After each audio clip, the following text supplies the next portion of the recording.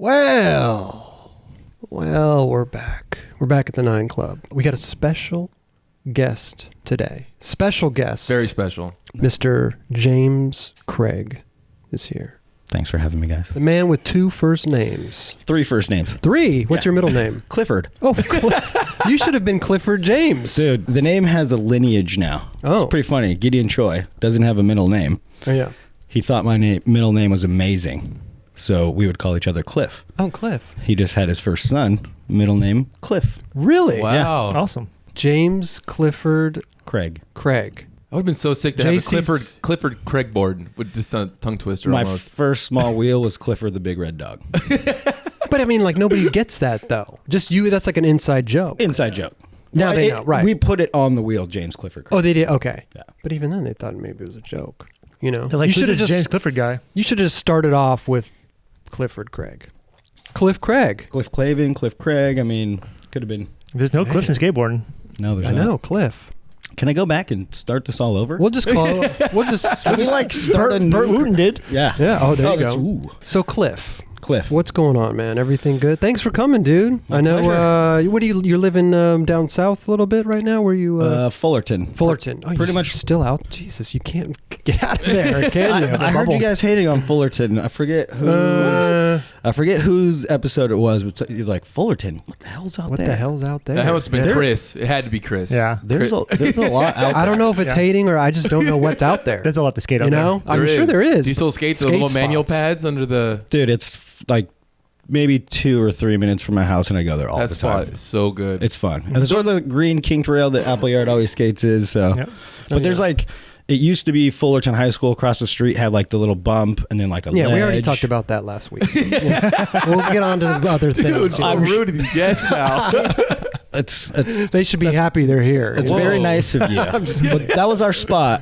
Yeah. Many legendary things went down there. Well, you were telling, I mean, because Danny Garcia was on the show, and he was saying that, you know, he would see you, he was in competition with you, because you were kind of the older dude, but you were only like a year older than him. like a year But he older. started later. Yeah. So it kind of maybe seemed that he was younger. Yeah. He was a young dude.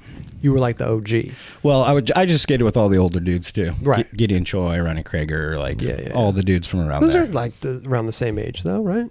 Or were they a little older? No, they're both a good amount older. Okay. I mean, Ronnie's Oh, yeah. 42, Oh, yeah. 43. Jesus. Fun fact, him and Gershon Mosley, Uh-huh. same birthday exactly. Really? Really? Whoa. Same time. Yep. And then they ended up on Blind together. Oh. It's like Orange, California, White Cracker, Gershon from Compton ended up on the same team. You know who else shares the same birthday? Who? Eunice Amrani and Ashad Ware. Damn. Raj, we don't need you anymore. You know, you two and Kelly, get out of it. I got a new guy here. Hey, I I'll got stand, I'll Craig. stand in anytime. All these birthday facts. I know. A memory on you, huh? Kind of do. I quit smoking weed like Oh, there you go. 2.5 years ago. Oh, wow. so, As soon as it became legal, the guy quits, you know. Hey, I'm trying to be responsible. Was trying to keep my job. Guess that didn't work. Oh, God. Well, we'll get into all that stuff, you know. I gotta go through your timeline, man. I gotta go through, we gotta talk about James Craig, the youngster, you know. Were you born and raised in the OC? Yeah, pretty much same area. Okay. Like born in Bellflower, but raised in like Anaheim, La Habra, Fullerton my whole life. Oh, there you go. Yeah. Okay, yeah. And then how did you like get into skating? Was it My oldest brother skated a little bit when I was younger. He's 7 years older than me. Oh, so wow. it was like... Are you we're the not- youngest? Yeah, youngest. What's his middle name? His middle name is Thomas. How did you get stuck with Clifford? My oldest brother's middle name is Thomas. Second brother is Scott, and I got Cliff. So your older brother skated. Yeah, my older brother used to skate like had a quarter pipe that I recall like in our front yard. I mean, I was probably 4 or 5. I don't even know. And then probably around like 10, a friend of ours, this dude Josh Baker, had randomly just had 3 boards, and me and my brother were over at his house, like whatever, playing like I don't know, G.I. Joe's something. Pokemon. No, we were Dungeons and Dragons. Dude. Oh, Dungeons and Dragons. Yeah, we were Dungeons and Okay. Dragons. Wow. He had like 3 boards and whatever. We were like going to the store or something like that. So we like all grabbed the boards. my brother and the dude Josh took off down the street, and I had a board that had wicked, just super turned shitty trucks. Okay. And I couldn't stand up, so I had to like ride on my knees, and I was so bummed. No I was way. so bummed. And Was then the truck from on that, backwards? no, it was just shitty bushings, just God. turned crazy. And from that point, I was like, oh, I gotta get a I gotta board. be able to stand up. And then Okay. after I stood up, I was like, all right, well, these dudes are trying to learn tricks. I gotta learn tricks. So you traded in your 20-sided dice for skateboard? I like how you know the 20-sided dice. 20-sided dice. That's when you're Dungeons and going. Dragons. That's when you're going into battle. It's like, all right. I think they even have like 30-sided dice. Like they have like these huge like. When we played, it was like there's like a 4-sided 6, 8, 12, and 20. Okay. What the? I don't know when he. Super nerd shit. Dude. Yeah. Now, would you this have a sounds case like it. for them? Would you like put them all in a case? and Nah, you it was like put a bag. Oh, you wouldn't separate them. Nah. You didn't take it that seriously. Then. No. No. I mean, I was pretty young. I had friends growing up that would have them in cases. And I Really? never really got into it, but I knew these couple, nerd kids. I don't know, but they Hey, would have dude. them in there. Did you ever play Raj? I've never played. No? No. You know the 20-sided dice? I know what you're talking about. Yeah. Yeah. I back it Yeah. though, man. It's like use your mind. Yeah. Nowadays, the kids are just. Right. At least we use our imagination. That's right. Have you ever played Dungeons and Dragons with Ben Collin? No, but we made Was he into it? super into it. So we made a small wheel shirt that had like a 20-sided dice and like some dice on it or whatever. And someone saw it and they're like, dude, you got to send one to Ben Collin. So we like sent him one. He was super psyched. Sick. Yeah. Wow. But so then you so what Yeah. did you go to the skate shop to buy the board, or how did you yeah, did you well, mow lawns to get the money? I mean, how so did you? my brother was just, he had to have a board. Like he's like, I want a new board. And then my mom's like, okay, from Target, got him a Veriflex. Oh Not good enough. no. Not good enough at all. So he The was first just like, day he knew it wasn't good. I mean, it enough, was or- like maybe like a week. Okay. It was like, nah, this thing sucks.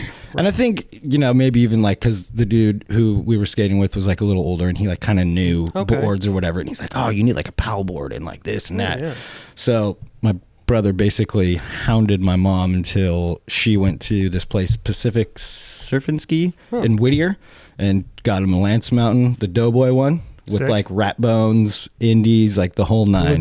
Legit. What about you? I got the Veriflex. The hand-me-down. Got the 1 week hand me down. Got the hand-me-down, dude. Right? Yeah, I was like, but at the time I was like, whatever, got a new board. Right. Down. But because you weren't trying to ollie and do tricks and stuff yet, right? No, You were not just not cruising? really. We were kind of cruising, but like we knew about tricks and like that. I mean, this was probably after like 6 months of just whatever. You know what I mean? Like riding Yeah. around and stuff. And then so we definitely like after that was like started seeing magazines, videos, or whatever. Okay. And there was a dude that we had met randomly because we lived in La Habra at the time, and there was this one spot. It was like the chicken curb. So it was like this old Church's Chicken or something like that, and it was like an island, and then it went down into like a perfect double-sided curb, like super good. So that was a block and a half from our house or whatever. So we went down there. We would always skate down there. Just trying to learn like lip slides on ledges and trying to learn kick flips and whatever. We met this dude, Peter Ortiz, who's from South La Habra, and he was like so amazing. Like, dude, like kick flips, like 3 flips, like long lip slides, the feebles, like just blowing our minds. You were like, dude, this tripping. dude's like the best. And then, I mean, he ended up kind of being the dude that like really introduced us to like skating and tricks and like videos and stuff. Okay. So, I mean, before him, whatever, we saw PAL videos, Okay, right. propaganda, stuff like that. And then he introduced us to like New Deal because he was from, the barrio, Okay. like Mexican dude, kind of, and Hyped on Julio de la Cruz. And, he loved New Deal. Okay. That was his shit. You know what I mean? So then like we see like 1281 and like Ed Templeton and all these dudes. So that's kind of where everything So started. he was down for Armando Barajas. For sure. That's what, Armando. Armando Barajas. Not only back foot impossible, like, Going Mach 10. yeah. What so was the good. video too with Julio de la Cruz when he had the belts? Neighborhood. Neighborhood video, Oh, was probably. that the neighborhood video? I think so. I thought that was a New Deal video. I don't think he was on New Deal. I don't think he was either. The underflip master. No, because the belt it said deal or something. He had like 4 or 5 little clap like. He might have been on one with like whatever that time. Maybe. But I mean, yeah, Kelly, look, I mean, see if Julio was on there. But it sounds like you got into it pretty quickly. Yeah, Sounds like you got a crash course for sure. It was like straight Yeah. into it, Wow. And then like, learn like kickflips after whatever 6 months. Kickflip body varial because I was too small. Or what about kickflip shove? It's everybody learns those first No, too. for me it was like fakie Aerial shoves, flips. like pop shoves and everything was first, and then like tried to do the kickflip, but I was a pretty small kid, Okay. like short, and obviously the boards back then are like 9.5 inches. It's like big board. Okay, right. And then from that point, I think after like we met Peter, then we started to see like, oh no, like these are the tricks. Right. You gotta do regular kickflips. And then how all old that were stuff. you at the time? Probably 11. Oh. Well, I started when I was 10, so like Okay. 89. So after a year, you're doing tricks. Yeah, probably like 6-8 months, something. Oh. Yeah. And then learning hard flips and shit. No, that came later. No. The hard flip came a bit later. But, Then the tray flips. Wait, really quick. Julio De La Cruz was on New Deal. Ooh. See, look, I don't know how you remember this, but this what you're talking about, Chris? Yeah, there you go. The belts. He's wearing like What 6 video- or 7 what of those video? It has been little, like whatever. Those little clip belts with the letters on them. It was The Deal is Dead. That's what it says. Shit. I don't know. I love Yeah, that The video, Deal too. is Dead. Yeah. Chris 1, Raj and Kelly 0. Yep. Oh yeah, Look we've at never. that. Huh? It's not going to happen that often. Keep that one. Trust me, I'm Hey, show- basking in the. The show's not over yet. So you're learning tricks at 1 year skating. Yeah. but you're not on the Veriflex board though. You got another board. Right? No, yeah, I think after that, I think my first real pro board was like, because Powell was like, Powell at the time was like still pretty popping. Okay. And I think I got a Ray Barbie Mini was the first like real pro board that I got. But I think I had the Veriflex trucks and wheels for a bit. And your brother kept skating as well. Yeah, my brother, he skated up until probably, I don't know, 96, 97, Okay, yeah. maybe 98. Right. But obviously he's a year and a half older than me. We were always super tight. I thought you said he's 7 years older. My oldest brother's 7 years older. Oh, gotcha. And then there's a brother in the middle, Jeremy. Okay. And he's a year and a half older than me. Gotcha. And he was the one who's like, my older brother had quit long before, whatever. Oh, he right. was at Knott's dancing at Cloud 9 and like whatever. Is he a dancer? Well, no, it's just like that's what like an 18-year-old kid was doing. Partying. You know what I mean? Party. Yeah. Oh, yeah. He's going out. I thought Cloud9 may have been the club. it is the club. Oh, No, it is the the club. Yeah, Oh. yeah. But he's good. Yeah, he's going out there throwing okay. dance moves out Wow. for sure. Wow. But yeah. So Jeremy, who's a year and a half older than me, like Right. obviously that was my earliest form of competition. It's Okay. like I got to be better than my brother. Yeah. You know what I mean? First and foremost, like this is my scale of like what's real. Like you see all the videos, see Peter, whatever, but this is where Now, was he good though? Was he? he was really, good. Yeah, No, he was okay. good. Yeah. I think I learned kickflips before him, maybe. And Oh. he was not very happy. But then he got obviously he got pretty good. Funny story, like the first castle contest we ever skated. So I was 12, my brother was 13, and the way that the categories go there, it's like novice, which is 12 and under. Okay. 1A is 13 and over, and then like 2A and all that stuff. So my brother was supposed to be in 1A, and I was supposed to be in novice. So they put him in novice. And first contest ever, it was like, so 92. You were going up against your brother. Going up against my brother. I won the contest. You won it. Beat my brother. Yeah. Wow. Yeah. First contest. So Was I was he just so pissed. No. So pissed. Like there was a photo somewhere. I don't even know if we still have it, but like it's like a photo of me and my brother, and I'm like smiling super big, and he's just like So bummed. So bummed. wow. Yeah. And forever. did he quit soon after, or was it? No. We skated together for years. I mean, he was sponsored by this company, Society, that we ended up getting on, Grind King. Right. So Like you and your even- brother were both on Society at one time? Or? Yeah. I didn't know that. I don't remember that. If you look at the ad, the first ad in Venice. Was that all of you standing there? Yeah. Yeah. And Caustic shot that ad. Okay. And he's like, stand like this. Like totally placed us and was like telling us facial expressions and stuff. We were just Really? like, okay, we're like 15 years old. Like, and we're like, look at the ad. We're like, what? I don't know. What do you mean It you was- looked at that? Like what? Like you didn't like it, or was It was just weird. Like Oh. it looked like we were just posing. Like you could tell we were uncomfortable. Okay. You know what I mean? Society dogs. But yeah, so the original team was me, my brother Jeremy, Ryan Kenrich, Robbie, Yep. and Luis Cruz. Robbie McKinley? Yeah. So that was the original 5. Wow. That was a squad, solid squad. But my brother was always like the filmer, because even since when I was young, like Dungeons and Dragon days, we always we had a VHS camcorder. Okay. And we'd film everything, and even I mean, dude, I would fall asleep and they would torture the shit out of me. Like, put cigarettes in my mouth and like, get like, you know those water cannons, like the water guns that have like, it's like the big 3. Yeah, you got to pump it up. Yeah. This one has like the cannon, so they pump it up and just like filming me in the middle, like just total like jackass shit, but just like blast me in the face in the middle of the night with just like a little bit of water in it. So it was like mainly air. Yeah, it was like misting and like, there's like, we used to have so much random footage of me like when they put the cigarette in my mouth and like wake up and like it stayed in my mouth. What the fuck? I mean, you must have been a deep sleeper. I was at the time. Yeah. I slept through like 6.0 earthquakes. Oh, seriously? Yeah. Yeah. Whoa. That's kind of dangerous, dude. Yeah. Yeah, you need to wake up during those things. Now? Yeah. If I feel anything shake, you're up. Yeah. I'm out. I'm like out. Dude, me and my brothers are all the same. We're out. Just gone. Where you go? Just outside? Outside, yeah. The cat jumps up on the bed. Yeah. Fucking this guy takes off. I mean, it's happened a couple of times later in life where like I get up and leave my lady just like I'm fucked. You can't do that, dude. I know. They're going to get I know. You can't do that. Trust me. Yeah, she'd be pissed. Right. I know. But I'm on, at this point, I'm on instinct, dude. I'm like an animal. I'm Dude, like, get the fuck out. You better watch out, bro. I know. You know? Earthquakes are gnarly. It scares the shit out of me. I enjoy the small earthquakes. I know when you're sitting and you just kinda feel feel it like just you're kind of rolling. Yeah.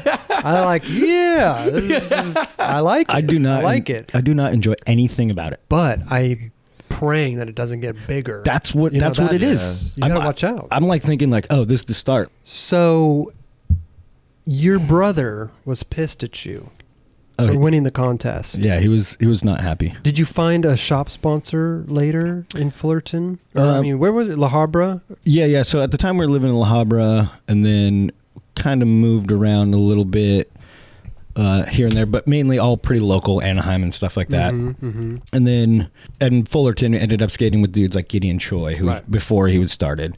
And he was always the dude who would drive us around. So the only shops that were around us were like Hot Skates and like basically some surf stores or whatever. So early 90s. Hot Skates was in Orange, right? Yeah, Orange. Yeah. So that's where we always used to go. Huh. And then in 93, Liberty Board Shop opened. Oh, so you were Liberty. So, but here's how it went. So at the time, I mean, we're all pretty broke. Like, so we would like go to like Hot Skates and then like every once in a while we'd go into Liberty and they're like, how much are they giving you boards for? And we're like, 45. And they're like, we're giving you for 43.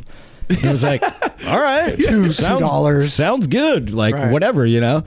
And then, so we were like back and forth for a while. And then like pretty soon after, a lot of us just started going to Liberty because the dudes were super rad, like super cool dudes. And then we all ended up becoming friends. Back to the other, they're giving me boards for 43. You could have gone down to like $35. We tried. We tried. Rudy from Hot Skates was one of the cheapest dudes ever. Okay. He used to do, the real small wheels that came in the pack of 6. Break them open? His dad would break them open and sell them just for him. We're like, dude, you're supposed to get 6. And he's like, nope. Like you can buy 2 sets if you want. Bastard. But yeah, so basically started, going to Liberty a bunch and then got sponsored by those dudes. Maybe 94, 95 or whatever. Yeah. And then at the time, because we would just go in there all the time, I basically started working there when I was 15. Oh, you did? Yeah. That's illegal. Yeah, no. Right. It is. You're getting paid under the table. Yes. Right. 100%. But it was one of those things where it's like, I learned pretty quick and like I'm pretty good with people but I knew all the product like super good. Obviously I'm a nerd, So they make you manager? And this is the funny thing is people would be like, can I talk to your manager? And I'd be like, I can help you. I am the manager. And I'm like a 15-year-old kid and at 15 I'm like 5 foot maybe. Right. You know what I mean? And they're just like, what?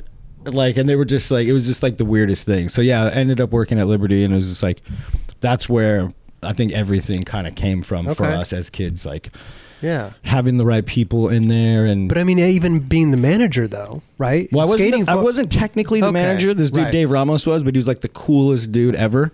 And because I was going to say, well, you could maybe gotten on like rep flows and stuff. Yeah. That's basically what happened. Oh, you did? Okay. Yeah. I didn't really get board flow from that, but I got like Team BK. If you know what that is. Sure. People and Bill Keller would always come in and just like bless me and dope. And I ended up at around the time I was like an 8 and 8.5 and sample size was 9. Yeah. So I'd be like, yeah, 9's fit. And then I'd go down to his house and get like 20 pairs of shoes. He's like, oh, these are old samples. Like, take all these. And I was like, what brand was Bill repping? It was all Soltec. So it was like S, Emerica, Etnies. Okay. Yeah. Nice. I remember getting like the Costins and I mean, like would the all shoes that shit. fit you though? I mean, Yeah. they're half a size.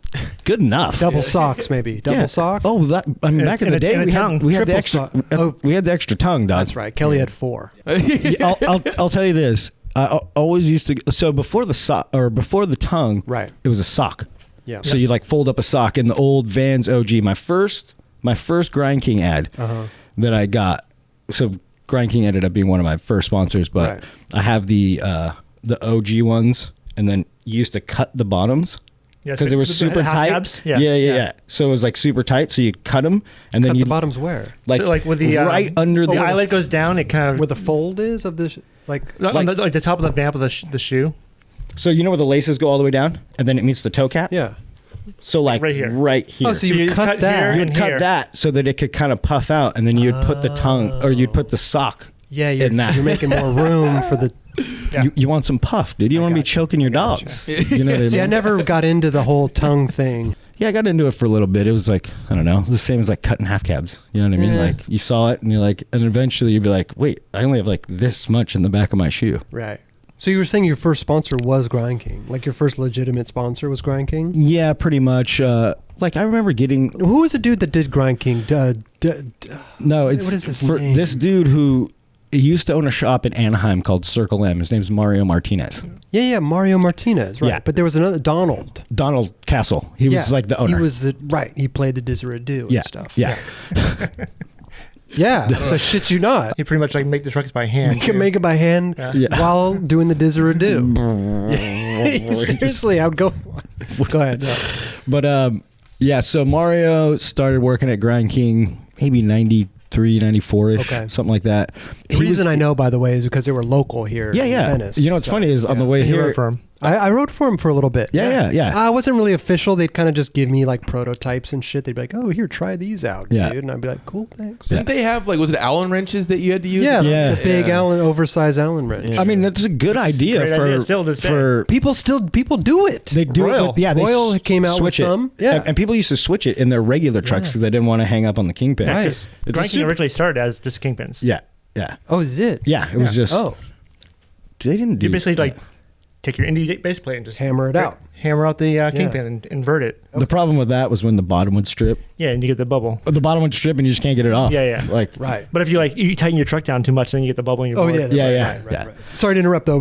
all good. Mario was. Yeah, so he owned a shop originally in Anaheim called Circle M, and that was kind of before Liberty. Okay. And so he ended up working for those dudes, and we all became close because we all skated Castle, and his kid Jason like used to skate Castle, and then Mario was just like the older dude who was just like cool dude, Mexican Yeah, dude, like super drinking cool. beers, Yeah. like super rad, like Yeah, just I met him a few times.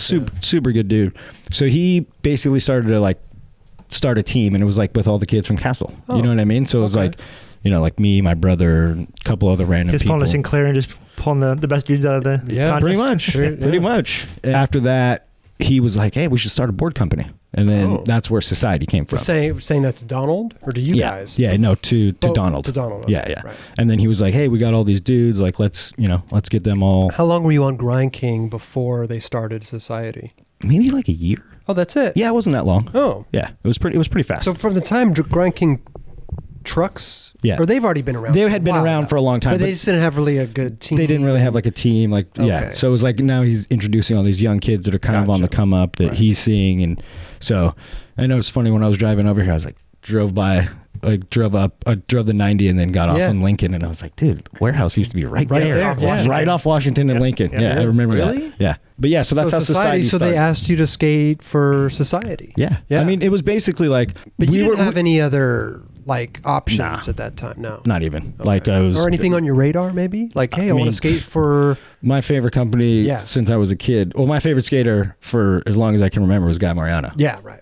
I mean, I forget who described it, but it was like when you're a little kid and you see a little kid skating like that. Oh, yeah. You're like, oh, he's the best. Seriously. And he was doing the best shit. Right. Like, but Sublime was obviously Okay. like, oh, that's like my favorite company of all time, and it was. Yeah.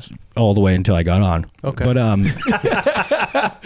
the way on until you got on. that came out wrong. It was my favorite. It was my favorite company.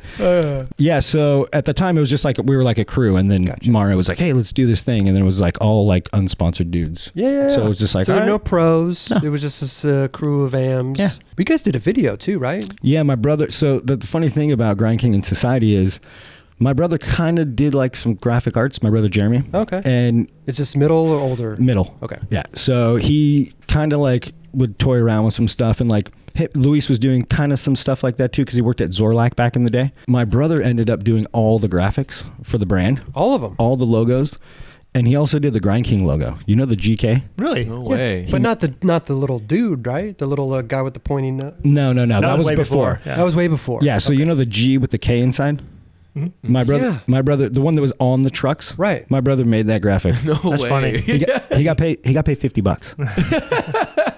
$50. $50. Yeah. So crazy. And they sold right. tens of thousands. Yeah. At the time, like It wasn't exactly like a Nike logo. no, of course but not. I was going to say, like, Easy. they would have probably sold was that many easy. trucks with a different logo. For you sure. know? I heard For the sure. person that made the Nike logo only got like $100 for Yeah, that. that's what I heard too. Yeah, something like that. It's like $35, I think. That's why I'm not a graphic designer. You know? It's fucking people, you know. Well, you made the nightclub logo. I did, right. Did you Look pay how yours? much I've gotten paid from that. Nothing. Yeah, Big goose egg, yeah. the residuals they'll come. They'll come. Yeah. But yeah, so my brother did all the graphics, and he was also filming most of the time. You know, like he was skating too, like good, but he was like the best filmer. So it was like by default, it was like, oh, all these dudes are skating. Like my brother ended up filming all the stuff. Did he like it, or was he bummed that he couldn't? Because sometimes a filmer, like, I think he liked it. Yeah. And it was like kind of necessity. Okay. And like my brother was like had the shortest temper ever. Oh. And he was pretty good. Like really good at the time. And then if he wouldn't be able to do a trick in like 5 tries, he'd focus his board. Okay. And then pick up the camera. Pretty much. Okay. And it's funny because I would be the one to like film him whenever like I would, and I sucked so bad. And like my arm would come into the fisheye like all the time. He's like, what are you doing? I'm like, I don't know. Like Just pushing. I'm trying to keep up with you. Like, but yeah, he ended up editing that video with pretty much, maybe he went down to San Diego because Gideon was going to UCSD at the time. So he might have used some equipment that they had. I'm not exactly sure about video? that. A society video. I don't think I've ever seen it. No, you can see parts of it on YouTube, but like my brother put it up. Some of it's like super janky, like old VHS. Oh. So not a lot of people saw it. It was basically at a Trade show loop? It was a trade show loop. Oh. Yeah. Okay. But my brother put it up on YouTube. My part's on there, and like Okay. Kenner. Why didn't you just put the whole video up? Music? I don't know. I don't know if he had all of it. Maybe he just didn't have a VCR to. Or a clean copy. Yeah, I know my part's up for sure. That's all that matters. So. You know what's not up is your blind. This is blind whatever video. Which one? The one that came after What If. The blind video. The blind video, yeah. It's not up. I think it got taken down. It got taken down because of music rights. Oh, maybe. I was just looking for the blind section in Ronnie vs. Day One 2, and I couldn't find it. Really? Yeah, I don't know why. I watched that kind of recently, I feel like, and I was just looking. Oh, right round now. 2? Yeah. I found it today. Oh, I just couldn't. Oh, I think I know why. Why? Why? Because Blind had everything pulled down so they can put it up themselves? I think so. Really? So we're trying to make a YouTube push. With everything old? Yeah. But it's like the only ones that are really going to work. Are like It's a Rodney. tricky thing, right? I mean, like, Yeah. if one of my video parts on YouTube has 100,000 views, why am I going to pull that down? Yeah, for sure. Know? To re-upload it with 50 views. Yeah. I had this conversation with Weiss like 5 years ago or something, where I was like, hey, dude, like, we should put up all of like our original stuff, like, for blind. Yeah. You know? And he was like, well, we have the YouTube page and we have it up there. And I'm like, no, you favorited some kid's copy of it, and he's the one who's getting all the hundreds of thousands of views. Yeah. Right. And he's probably also monetizing it too. For somehow. sure. Yeah. For sure. Yeah. It's just weird. I think you just put them up yourself. I mean, the company should just put them up themselves, and everybody else that have posted them before. Yeah. Hey, it just brings more.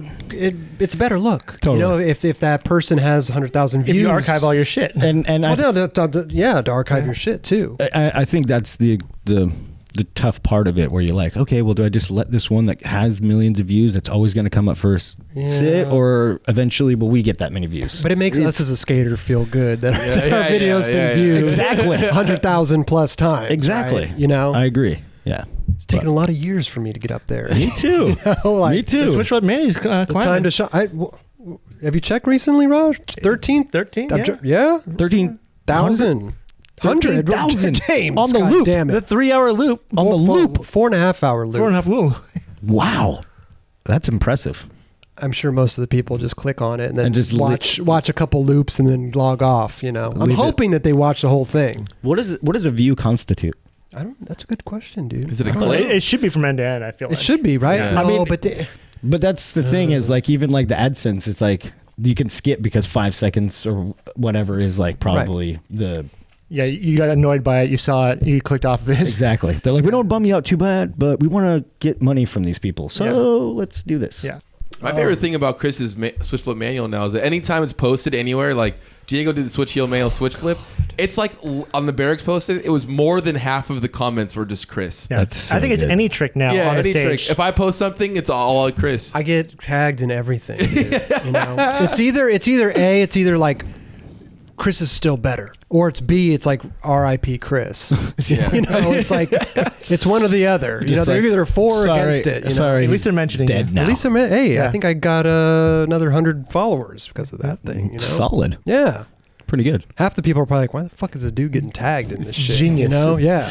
You're like, this is a fakey train for the fakey man. You, Chris Roberts. See, I've had They're just like Chris Roberts. And your Kelly, you face. thought that shit was tight. Chris Roberts. You thought all this was by accident, you know? No. This is all masterminded marketing, you know? Kudos. Kudos. Thank you. Thank you. Kudos. Well, James does, in my mind, he has one of the best tricks ever done at the courthouse. This dude, your trick is the best Kelly. trick ever. Kelly, You know it. Kelly, The you're... half cab nose blunt he did is fucking unreal. You guys are pretty both bonkers. excused. You guys are both excused. Chris- Have fun with the traffic going home. You're going to hit that beach traffic, you know? Sunday, what are you talking about? No, but you did have your trick was really good. At the Thank you. It's such a weird because it's a transfer trick, no Yeah. less. But you drop down half cab, nose Head blunt height. slide, transfer, head height. It dropped you. And you have to pop over the kind of the side of the wall right there, too. Yeah, the little wall. Because you Yeah, but like with that one, I mean, it Your goes pretty much momentum's already- straight right. there. So like the way I came, it's like half cab nose bonk. Let's Right. be honest. but It was a. My You're favorite right. part- You're right. No. You're right. No, but my favorite part almost was the trick, obviously, but then like everyone after, like in that video was so cool just to hear the skateboarding and people like all stoked. Yeah. When you land, the whole place just goes nuts, and I was like, "Fuck!" Then that you was started sick. to push too, Yeah, didn't you? Like, where were you going?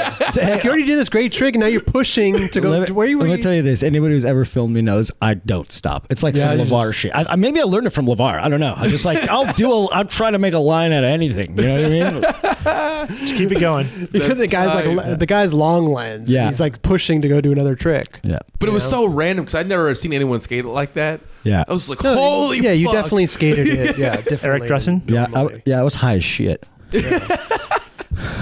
But no, it's funny because people used to like skate off of the thing. Yeah. You know what I Yeah. mean? Like, because it was Right. like kind of like a little bump. No one really like Nobody- tried to do the bump. It or was a whatever. harsh little. Yeah. Because it's a water fountain, so it's a Yeah. had the little waterfall. When Krieger did it, he skated off the ledge to flat, right? Yeah. Backside flip. Backside flip and then like Switchback heel? Switchback heel in. Yeah. Yeah. That was a gnarly one. Yeah, that was sick. But he did Was front that- blunt. He did front blunt on the stage, which was fucking That's nuts gnarly. back then. Yeah. Was that ever in the mag? The half cab blunt transfer? No. No. That was just a random day. Just random. We were there and I was just I must have whatever. not been there because I would have stopped. I would put a stop to it. Yeah. You know. You know, my brother skated off the stairs, probably like when he rode for Grind King. What do you mean off the stairs? The ledge. Roger, That what are you you doing know- back there? I'm looking for something.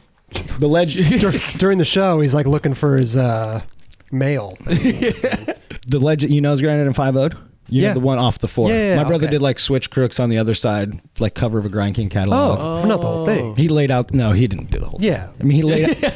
My brother laid out the catalog and put himself on the cover. It's like, See, that's the way to do it, Cool. though. That's Your what Chris brother would had do. the right. That's Yeah, exactly what Chris would do. of course I do that. for sure. Of course. Why not? Why not? I don't think You're in anybody- control, dude. I think Control it. It was the best photo on the catalog, so whatever. Yeah. Did you ever do anything off that thing? I might have tried to backtail it or something, but I don't think so. Well, didn't you in Listen? Did you front blunt it and Listen? On the stage? The stage? Yeah. Or is that? No, that you wasn't- did it in a line, but like That wasn't in Listen. It might have been in. it was like a single. That I remember you did it in a line. I feel like, or maybe I'm tripping. Was it in Listen?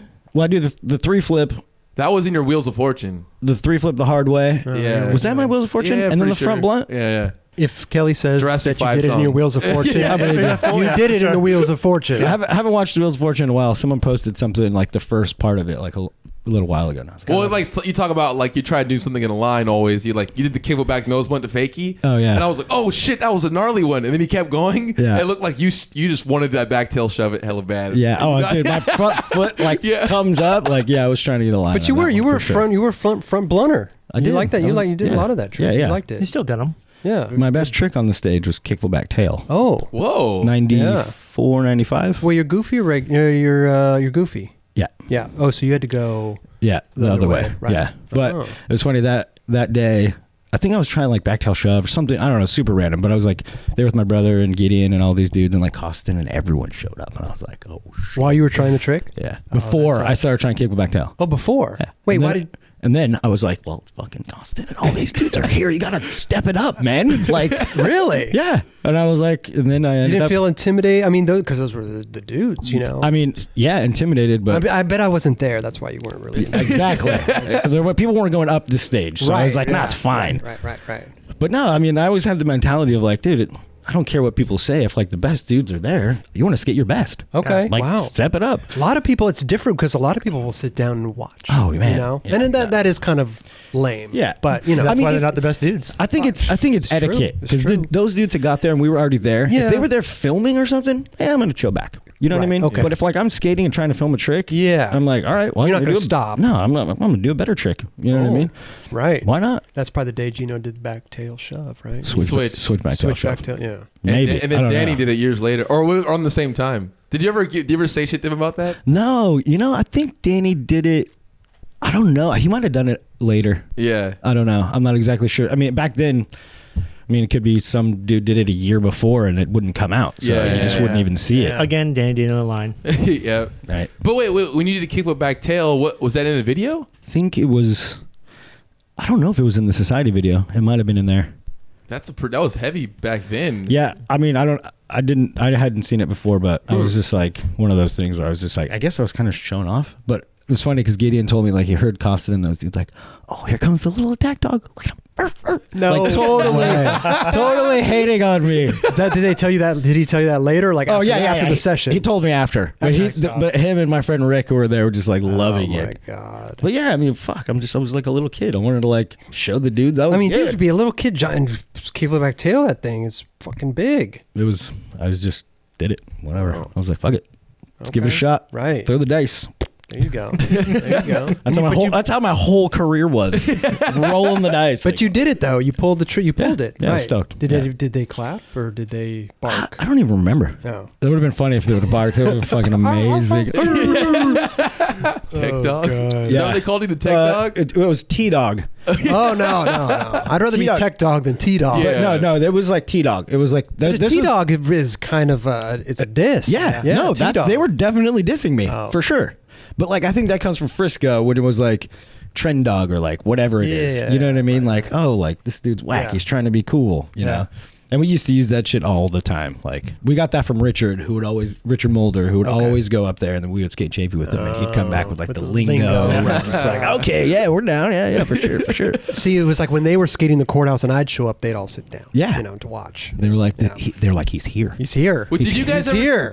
ever see each other back in the day? I'm sure we did. Yeah, I think so. Yeah, for sure. Right. Yeah, because I mean, we used to go out there all the time. Like Gideon Well, would it was just the drive. It was our A and B. You Yeah, know? it was. Yeah. Yeah. I mean, it was funny because we were right in between basically like Chafee and like the courthouse. You know what I mean? So like we're yeah. like in the middle of that. So it's like, all right, which way are we going? Or Going weekend, west? we're going to the Yeah. So But this is a little later. I used to go there on weekdays, but I think it was like after 5 or something. Oh, Yeah, that was you- way later. Yeah. that was later. Way later. Yeah. I would get. You drop your beer again, Raj, Raj? what the hell What are you doing? What are you looking for? Can we help know. you? I feel Raj? like- I know. I just don't want you to fall over. This is what I was looking for right here. Oh shit. Oh, wow. What is this? It's dressing nose bonk in the Oh, yeah. Oh wow! I didn't even notice that. the courthouse fountain that he half cab nose once did. The other side? Or? The other side, yeah. So he nose bonked it. I have cab nose bonked it. So going back to the society days, how long were you on society for? I don't know, 2 or 3 years, 2 or 3 years, 2 years. Okay. Yeah, maybe probably 2 years. Probably like It lasted that long? But why did it go? It went out of business, right? Yeah, basically, I believe Mario kind of like left Grind King. Oh, And then kind of from there, I mean, we might have even left. Oh man, I'm trying to remember the timeline because a couple random dudes started getting on, and like it was like Marcel Johnson got on, and like a couple different dudes. You know what I mean? And then is that like you weren't feeling that, or you were? No, it's cool. Oh, okay. But it was just like the original squad, I think, kind of started to branch out just a little bit. Plus, too, they weren't going to turn people pro, right? Was that the deal? They weren't. You know what? It wasn't. I don't even think it went that long because I mean we were all pretty young and we were all still kind of on the come up, and it was just like I don't think there was. I feel like I heard something like they're trying to do like a status. Yeah, like a status, right? Yeah, I mean, to me, I don't even think most of us thought that we would even turn pro. I mean, we just at that time it was just. I mean, I was 15. Right. You know what I mean? And we were all pretty young, so it was just like, oh, cool, free boards, whatever. You know, you didn't really think about being pro. Mm-hmm. And then maybe even around 95, 96, where you're like, okay, well, you know, this Girl, Chocolate, like Blind, like all these brands. Where you're like, well, this is where I want to go. Okay, you know what I mean? Like, so in our minds, I think we had higher aspirations, and then, you know. I don't remember. I think it might have been like Mario kind of leaving is when everybody was just kind of like, all right, like we got to go do our own thing. Did you ever send like sponsor me videos? You know what? Or you just killed those castle contests? No. I did send some sponsor me videos after Society, but I was pretty fortunate enough to be around people who were already connected. Like Gideon obviously was like one of our good homies. He drew one of the Society graphics, this little monkey, super amazing. He's skating Society board in one of his, I think in round 1 or something like that. Maybe his Wheels of Fortune or something like that. Yeah, it was pretty sick. It's funny, sponsor me video stuff where it's like Gideon, the way he even got on Blind was he had a sponsor me video. He basically was like, you know, living in San Diego at the time, and like this company Change was around. So he like, I think someone had talked to him like, hey, send over some footage. Was Weiss involved with Change? Yeah. Weiss was, I think it might have been his company. I don't even know. But he was on there for sure. Yeah. I think his ad was like a kickflip pivot naked. Weird, right? Yeah, real weird. But so we like made a video basically to send to Change. So my brother had edited it, and like, so we had a couple extra copies, and we're like, dude, it's like send one to Blind, like send one to World, like whatever, you know. And he's like, no, dude, like Gideon was like, I'm never gonna get on those brands. But we sent one without him knowing. Oh really? Yeah. Shit. And like he sent it to like a few different companies. I forget exactly. It was probably 4 or 5 he started at the bottom of the barrel, and I mean, but at the time it was like, all right, we have all these videos, you're not sponsored, like let's just send them to everybody. Like, why not? Yeah. It was a while later, maybe 96-ish or 7. 95, 96. But we were all skating at Fullerton High School, and like Rodney and LeVar and Sock and all those dudes came there. Oh. And were you trying to show off again? Of course. What the fuck are you talking about? LeVar McBride and Rodney. I was like, yeah, for sure. But Gideon just had one of those days. Oh. And if you look back, if you look back in Trilogy, he nollie backside flipped over the can. Off the bump, nollie hard flip. He almost nollie hard flip like the 2 flat into the street that everyone used to skate. Oh, shit. Yeah. And then like Rodney was there, and he was like, saw him, and then maybe like a week or 2 later, he got a call. But the video that we sent was like a year before that. Oh. And somehow someone found the video, and then Rodney saw it, and then came out to watch Gideon skate, and none of us knew this. No way. This is from what I remember. Wait. What do you mean they came out to watch him skate? How did they know where to find him? Krager. Oh. Yeah, because Ronnie was on Blind at the time, and Ronnie was there, whatever. This is my recollection. This is basically what I remember. I don't know if it's 100% accurate, but we were just totally in our bubble, like whatever. And then, so after that, like Gideon got on Blind, and then that was kind of like how I ended up getting in the door. Okay. You know, so from there, it was like a weird couple year period where like I got boards from Formula One because Luis Cruz would work there, and like he was kind of on the team. Okay. And I had like an ad, and I was kind of on the team, but it was like me. Wait, you have an ad? Yeah. Yeah. You're on the but it was like on the team, right? I wasn't getting paid or nothing. You know what I mean? It was just like whatever. So what are you, 16, 17 now? It's like Sinclair with the simple ad. 16. Yeah. Just throw his name in there. Just throw his name, right? Yeah. But yeah, so it was basically, you know, floating around for a bit, and then I started getting. Actually, going back, so Sock was there that day, was like, oh, like, you rip, like, what's, I want to give you some boards. So I got one box from World at the time. Oh, okay. And Sock sent it to me.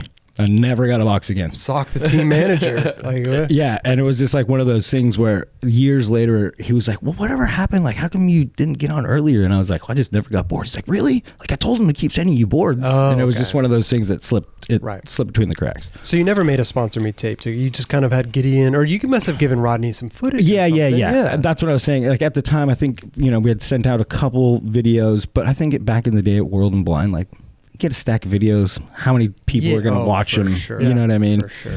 I think basically kind of what happened was, I started getting kind of boards through Gideon, and then like I was always there with them, and like, people started to see my footage, film a Sock a few times and stuff like that.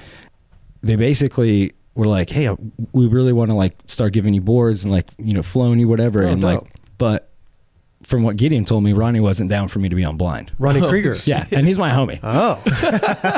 Right? Wow. So it was like one of those things where I think he was like, oh, he told you that later, or he told you that at the time? Gideon told me like a little while after I got on. Oh, so this is basically from Did you ever talk to Ronnie about it? No, were you like, dude, Ronnie? I did. I was straight with me, dude. No, I was young and like I was like, okay. whatever, dude. If, I'll like, he's not down for me. Let's call Ronnie right now. Let's call him. He's probably jealous. He'll deny. I guarantee you, he'll deny this. But this is what Gideon told me, and I trust Gideon. Maybe he felt threatened, dude. I don't know. That's what people said, and I was like, "What do you mean? It's Ronnie Krieger? How what? My name's too close? Like, No, but you don't. Krieger? Like, you never know out these pros. Yeah. So it was one of those things where it's like I was in limbo. Like I was like getting flowed boards, and then they were basically like, "Yeah, we want to put you on, but we might put you on Prime," and everyone was gone from Prime.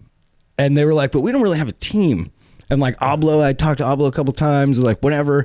And then like eventually I kind of started getting paid. And like I was like, by Prime? By World. They were camp. Yeah. They just didn't know where I was going to be. And then it was like I was always rocking A-Team stuff. And then like they're like maybe A-Team, but maybe Prime. Well, you couldn't find a home. They couldn't figure it out. So it was just like one of those things where like I'm just like always been a shit show. Yeah, I'm just hyped to like go back there and fucking take as much shit as I want. Like Right. I'm super psyched. And but then eventually I think like they had asked Ronnie again and it was like, and then eventually Ronnie was like, how come he just doesn't skate for Blind? It was like one of those things where just like, oh, okay. Maybe he thought it was a different James Craig. He definitely knows who it was. Yeah. Maybe thought it was Cliff Ronnie. Craig or something. Yeah, Or Cliff. Yeah. Oh, It's yeah, like, who is maybe this guy? Right. Who's this Cliff character? Clifford. Wow. So you got on. Yeah. So they finally said, all right, you're already getting paid. Yeah. I was already getting a little scratch and How stuff much scratch? Were you $500? Nah, $250. That was like, $250 was like the starting minimum wage. Pretty much. Yeah. But I was like, dude, I mean, it didn't come from money, so like, money? I was like, whatever. Like, yeah. What do you need? You don't need to pay rent. Yeah. So I ended up getting on Blind early 97. Okay. Yeah. Yeah. And honestly, like dream come true for me because it was like that was one of your favorite companies for sure. And then like even kind of in the transition of like when Gideon and Casper got on, because it was basically like everybody left and it was like LeVar and Ronnie were the only two dudes on at the time in like 93, 94, something like that. Around that time. Yeah. Was Casper a pro rollerblader before you started skating? That was a rumor. I don't know. He wasn't a pro rollerblader. Okay. And we had went on tour before in Canada in like 98 or something like that. And everyone's like, are you a rollerblader? Like, where's your pro rollerblader? Yeah. And he's like, no, roller hockey. And they're like, oh, that's all good. So he was a roller hockey dude. Here's the thing. We were on tour one time when I was rooming with him, and he's like, I just like to jump off stuff, like I would go to Carlsbad and like jump it on my rollerblades and like, so he totally was a rollerblader, but he tried to play it off. Right. Okay. He did it on his rollerblades? Yeah. Yeah. That's pretty nuts. Yeah. That was the first time I think probably someone had jumped the fucking Carlsbad gap on rollerblades. So he was. So that was so it was true. It's true. Well, maybe he wasn't pro. No, he wasn't pro. But he was a rollerblader. He probably hit his head so hard doing the tray flip that he wanted to rollerblade. That shit, that still to this day is one of those I don't like to watch. Is he like a pro tennis player now? No, not a pro tennis player. He started playing tennis while he was still like on Blind. Oh, you did? Okay. Yeah, I got great Casper stories for days. Wow. But yeah, so at the time, it was basically like LeVar and Ronnie, and then Gideon and Casper got on. Right. And then Robbie basically Yeah. got on from society. He got on before me too, and that's why I was. Oh, he got on blind before you. Yeah, he did. Oh, I wonder if he Maybe said like- to sponsor me tape. Isn't he welcoming you to the team right here in this? Yep, that's basically the thing. yeah. Like the new. Oh yeah, who signed that for you? That's know your what- own photo, but You know what's funny is I was trying to find the magazine that I had, and a friend of mine, Danny G, got that signed by Jenna Jameson. It's amazing. What? Yeah, it's Jenna Jameson signed That's who it. signed this? Yeah.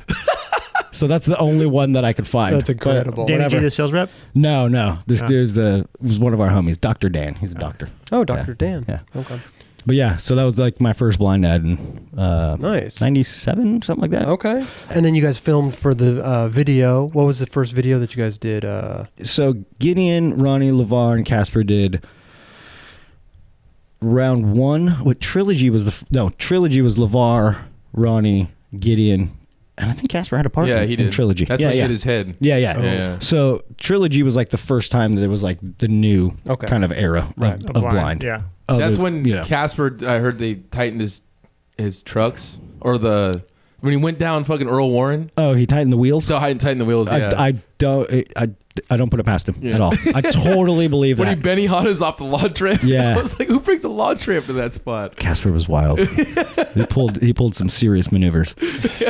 So yeah, Trilogy was them, and then round one, and then we all got on, like me and Robbie was in maybe round one, but round two was kind of like my first thing with blind. Got you. Okay. Yeah, Right. Because at the time, I mean, they didn't come out with videos that often. It was just Yeah. like one of those things Yeah. where it was like there was Every never 3 really, years, yeah. it was never really a project, Right. and like Right. we didn't have a brand manager. It was just like it just ran. You know what I Yeah. mean? Like, and then you get into like the Reaper phase, and it was just like they didn't have to do anything. Board sales were just through the Through the roof. roof, yeah. Okay. Like 97 to like 2001, it was. And you had like blind Reaper boards and stuff. Oh, for or- sure. Yeah. Some of my first Oh. stuff was like all the Reaper stuff. How were those royalty checks in? Well, I didn't turn pro until like 99, Mm-hmm. but the royalty checks were pretty good. I mean, How did you feel about all this Reaper stuff? you know what? At the time, I didn't really care. It was kind of, I think in that era too. That was the era of like Wet Willie and But this is like a Playboy. little. This is a little pre that, because they had like the blind boards where like they did the Reaper, but then they did the one with like the chicks with the face mask and the chainsaw Oh, yeah. and all that shit. Yeah, It was just yeah. like it was pretty sick. And Yeah. then like they did like the old bony bastard. And like Right. some of those boards, I was like, oh, these are fucking sick. You Yeah, know what I yeah. mean? Like somewhat funny. it didn't really seem too kiddie or cartoony to me. Gotcha. You know? And the team was like on point too. I mean, I think all those dudes are amazing. Like LeVar was, dude, skating with For LeVar sure. was. Oh wow, yeah. It was insane. He was like one of like the first dudes like switch anything, Yeah. rails, round rails. We went to Christiania in Denmark, and you know the Tom Penny Bowl? Yeah. Where it is the frontside flip? frontside flip? Yep. Dude, he skated around that thing switch like for fucking hours. Didn't even skate it regular. Really? Switch back tail, switch front 5-0s around the corner. And that thing was steep. Like it was super tight. Huh. It was insane. And I was like, Is there footage of that? I don't think so. 'Cause I feel Nobody thought to pick up a camera. and no. fucking- But I think Burnett was on that trip with us. Really? Yeah, and he probably has photos of LeVar and Ronnie and those dudes. That's amazing. But nobody Instagrammed them or anything. Oh man, if the gram was around back then, my story would have been lit. Son. My story would have been lit. As lit as I was going to Christiania the first time. Like, oh my god, there's free my weed God. with joints this big. It's amazing. So when Blind wanted to turn you pro, how did they tell? Did you guys talk about it before, or did they just surprise I think we kind of had, maybe Gideon had mentioned it to me or whatever. And I knew it was kind of going to happen because I skated Tampa. It's funny, I was looking through a bunch of my stuff and like you? I saved one wristband. And Oh. it was the first Tampa Pro I ever skated. And Why it did you was save like, the wristband? I don't This know. It was was my your first pro contest. Oh. I was just like, I Okay. wanted a reminder. And I looked Right. at it and I dated it. It was like March Oh. 99 or something like You're a that. very nostalgic dude, aren't you? I don't know. Oh, okay. A lot of stuff, like I'll just save random shit. Yeah, Like I hear just ya. like weird stuff. Right. And not like, I don't want to save big stuff because like I never even kept one of my old boards. No, No. Really? No. you have no boards. Even the from- first one? No, they reissued it and I have a reissued one, but I don't even know where it's at. To be honest with you. What do you mean? You mean first pro boards? Yeah. Why didn't you keep any of this stuff? I have no idea. Some to your mom's house. Kept a Tampa wristband, but not your fucking boards. The wristband can fit in a box with a bunch of like, you know what I mean? I guess a bunch so. of boards. I was just like, I don't know. Slides it To in be your honest bed. with you, it didn't really register to me at that time. But now What do you mean it doesn't? You have your names on something. But this is what I'm saying. I was high as shit. Okay. Okay. No, so it was just I'm not like gonna argue with that. I was like, I'll get one, like whatever, like Yeah. you know what I mean, and then like move around, whatever. Okay. I have one that I skated somewhere in like boxes up in the attic or something like It's that. a shame though. Do you look back now and go like, God Yeah, damn for it, sure. I wish I fucking had For them. sure. Right. Yeah, I wish I would have saved all of them. Yeah. Like, why not? Although you get to the point where you like Jamie Thomas has like 7,000 boards or whatever it is. I have like, a whole garage dude, safe I got a sales. whole fucking. It's Yeah. crazy. But you know what's funny? But I saved like 2 of each. Damn. Yeah. Well, now you can eBay Of one. every board? Yeah. That's oh amazing. my God. Well, my plan was Start a podcast. no. become My famous, plan and then sell was them all. to grab 2, because listen, whatever. My plan was to grab 2 and keep one at my parents' house and one at my house. Gotcha. Right. What if my house burnt down? I'd have Okay. backup. Damn. You know? I was not thinking that way when I was What if 19 my or 18. house burned Yeah, but see, I down? turned pro way later. Yeah, You yeah. know, I was a late bloomer. Started at 15. I turned pro later, and Yeah. You just finally got your little crowd I know board. I got my lacrosse board after so many fucking. It's been out for. They're probably sold out. Sorry, guys. You know, if you wanted one. You ever look on eBay for like your first board or something like that? No, I haven't. But like What how do I much? need to- But like how much people are buying it for? Probably less than you could buy it at a store. You know what? You know what's crazy? I think I mean, obviously, maybe I'm just lucky too because McKee did all my graphics in the Oh. beginning. That's amazing. So, That's so I think sick. that helps. It's like a little cachet where you're like, For oh. sure. Yeah. But I'll Have it. look every once in a while and like people be like, dude, you know your board's eBaying for like $450? Really? Whoa. And I'm like, but it's like the bid price. But I'm like, who's putting that price on it? Like, McKee. get $100 and like be done with it, or $50. I don't know. That's Like, insane. Dude. yeah, it's pretty crazy. But it's weird. Like I think that era of blind too. Like it's Were they doing just- heat transfers then? Nah, silk screen, dude. Yeah. Oh. Silk screen, yeah, for That's why they're for days. worth it. Yeah. What I mean, essentially, when I was going pro, it was like we kind of talked about it or whatever, and I skated the Tampa contest, so I knew it was going to happen. Okay. But the way I found out that my board was out was I just got a box. And there was your boards. Yeah. Yeah. That's what's funny is like being a team manager and like setting up all these surprises and like all this elaborate shit. You're well, like, that's the new thing, though. Yeah, Everybody yeah. got to be surprised and stuff. I'm a little pissed about it. Are you? Yeah. You would rather be surprised? For sure. Really? Yeah. Why not? Oh. Wait, they just showed up at your house? Yeah. Just box boards. You weren't surprised? I would have fucking lost I mean, my I was hyped, but I had seen the graphic. I mean, that's You know what I mean? But listen, Like, dude, I had that's seen kind it. of a surprise in itself, though. Yeah. Yeah, but I mean, You want a whole party and everything, didn't you? for sure. Yeah, Why not? you wanted to I'm a narcissist. the whole shebang. Yeah, you are for Wow. sure. Just like showing off to Constantine. I know. Come on, man. Wow. Like I'm not ashamed of it. Wait, that was after So- Rodney versus Day One too? Yeah, it was after. Oh, okay. Yeah, because this was like 90. Yeah, it was like 99, 2000. I don't know when did round 2 come out. I was there. I 98, think I was a 99? sophomore in high school. Maybe 80, 98. Was Yeah, Yeah. 98. Yeah, okay. So that was like, that was a bit basically on for like a year plus or something like that, like official. Yeah. Whatever. Oh. So That section in that video, so fucking good, dude. I was pretty hyped on it. Funny thing about like the music, because you know music's like a big issue. Yeah. Socrates' brother, Mino, Yeah. DJ Mino, did the whole He did- fucking like Oh, really? personalized the whole deal. Oh. Of that Scratched section? it up. Yeah. It was awesome. So wait. Did they edit the whole video first and then have him go in, or did he make some songs for them to go? I don't know, but I think it might have been edited, and then because if you notice, like when Casper's like, it's like transitioning to Josh's part, and then it like kind of scratches and then switches songs. Yeah. So I think that they basically I mean, it's his brother, so they probably Right. edited it, and he was like, "Oh, do this." Like, Okay, like, gotcha. here we can do a little Right. scratch in the transition and all this stuff. So Yeah. Because it I was mean, they super could have sick. edited it like that too, if they had the song. Yeah, for So, sure. Yeah. I was always a fan. Dude. Yeah. What happened to Gideon?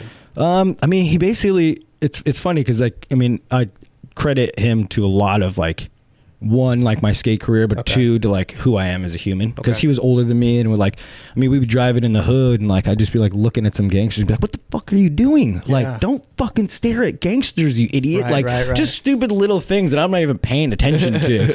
But like he was just like a super good dude, you know, super smart, went to school Yeah. basically until he was about to graduate, but didn't really have a like a major. So he was like, and everyone's like, oh, he's going to be a doctor. Like there's like all these rumors, but it was like, he had all the electives to just get kind of whatever degree he wanted. And then skating kind of took over.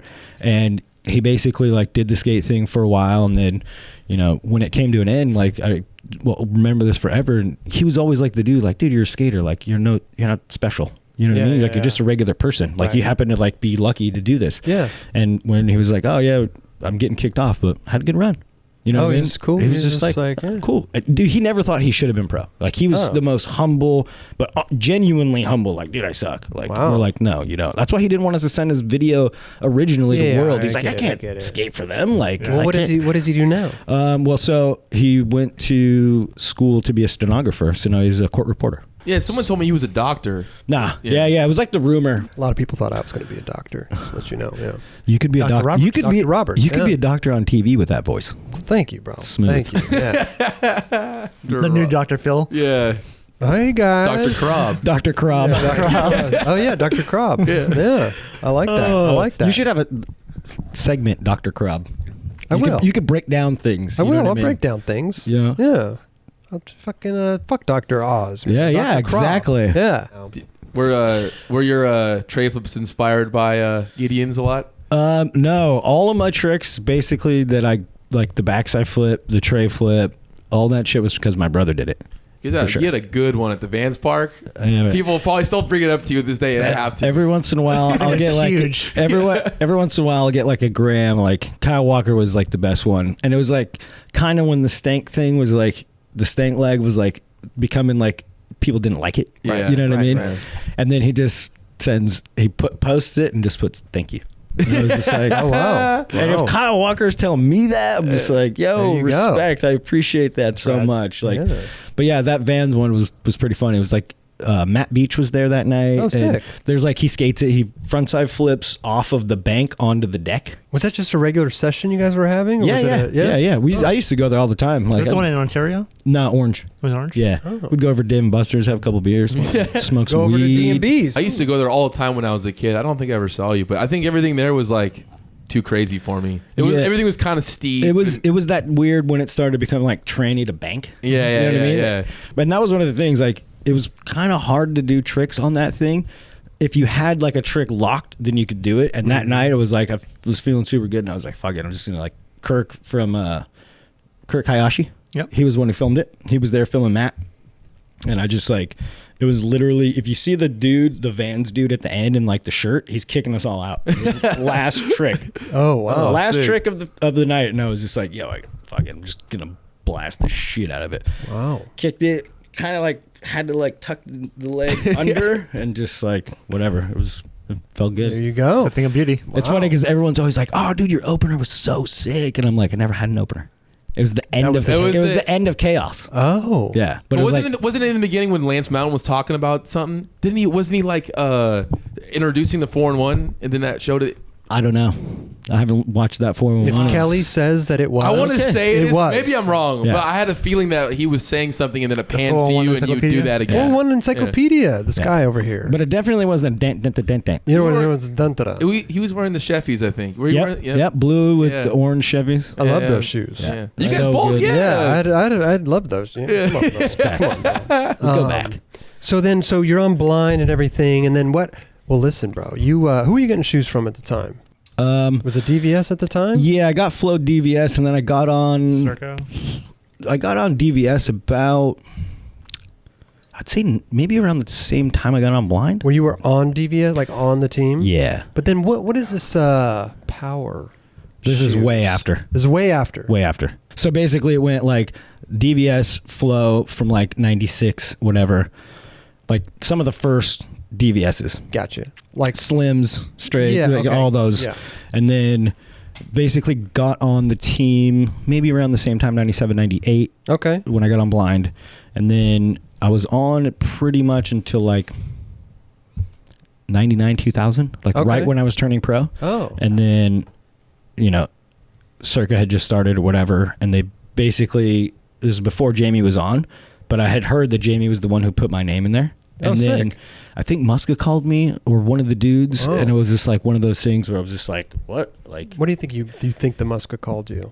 can't. This I don't know if this it is was the Muska. I know, If he calls but you, I don't. But you're I gonna don't remember. But I don't know who called me first. I know Chad eventually called me, but I don't know if it was like Ryan Reyes, who was the team manager at the time. But somebody had conveyed to me that they had interest and stuff like that, and I was like in a contract with DVS. Oh, you were? Yeah. Oh. So They weren't making any shoes. Did you have a colorway with DVS or anything? No. I was just like whatever, just an AM. Okay. Like, oh yeah. and then and this is like kind of before I turned pro too. So Circa had expressed interest, and I was just like, man, like Jamie Thomas might be on, but it's Muska. But you already have a good thing going with the DVS though. We'll get to that, trust me. But so I was like, yo, like all these dudes are starting this thing that looks like it's going to be a big deal. You know what I mean? And at that time, it was like, you know, Muska was Muska. Like, you're like, fuck, this dude's going to have his own brand, and like they want me to be a part of it. Like Adrian Lopez, you know, Lopez might have even been the one to reach out to me because we go back to Castle. Like, we go way back to Castle. I ended up like weighing it, and I'm like, man, I don't want to like pass up this opportunity that could be like the next thing. And like DVS is awesome, and Gavin was like always super cool to me, and like even I remember seeing Sheffy one time, and he's like the weirdest like thing where he's like looked at me kind of hard, like looked at my shirt and was like, what's up, man? Like just I was like, at first I was like, oh shit, is he gonna punch me? Yeah. Either way there. But so I ended up going to Circa, and like Well, you said you were under contract though. Yeah, I called those dudes and basically told them like, hey dude, I have this opportunity. Oh, and they said, cool, go with it. Yeah, Gavin was super cool about it. He totally got it. Okay, and like, sick. I mean, he was obviously, I think he was a little bummed. Like he wasn't super psyched, but he understood like why. And I was like, this is just an opportunity I don't feel like I could pass up. You know? Oh, perfect. I don't know what this is going to be, but it looks like it's going to be something. Yeah. There you go. And then, and I knew Jamie was going to get on, and obviously, like with what he had done, I was like, oh, all right, well, this is going to be some shit. And like Appleyard and all these dudes. So I was like, okay.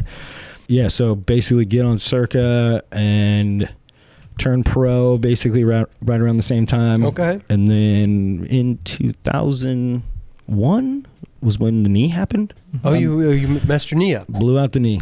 Ooh. Yeah. How'd you do that? There's a photo of me kickflipping this 222. It was a blind ad. 222.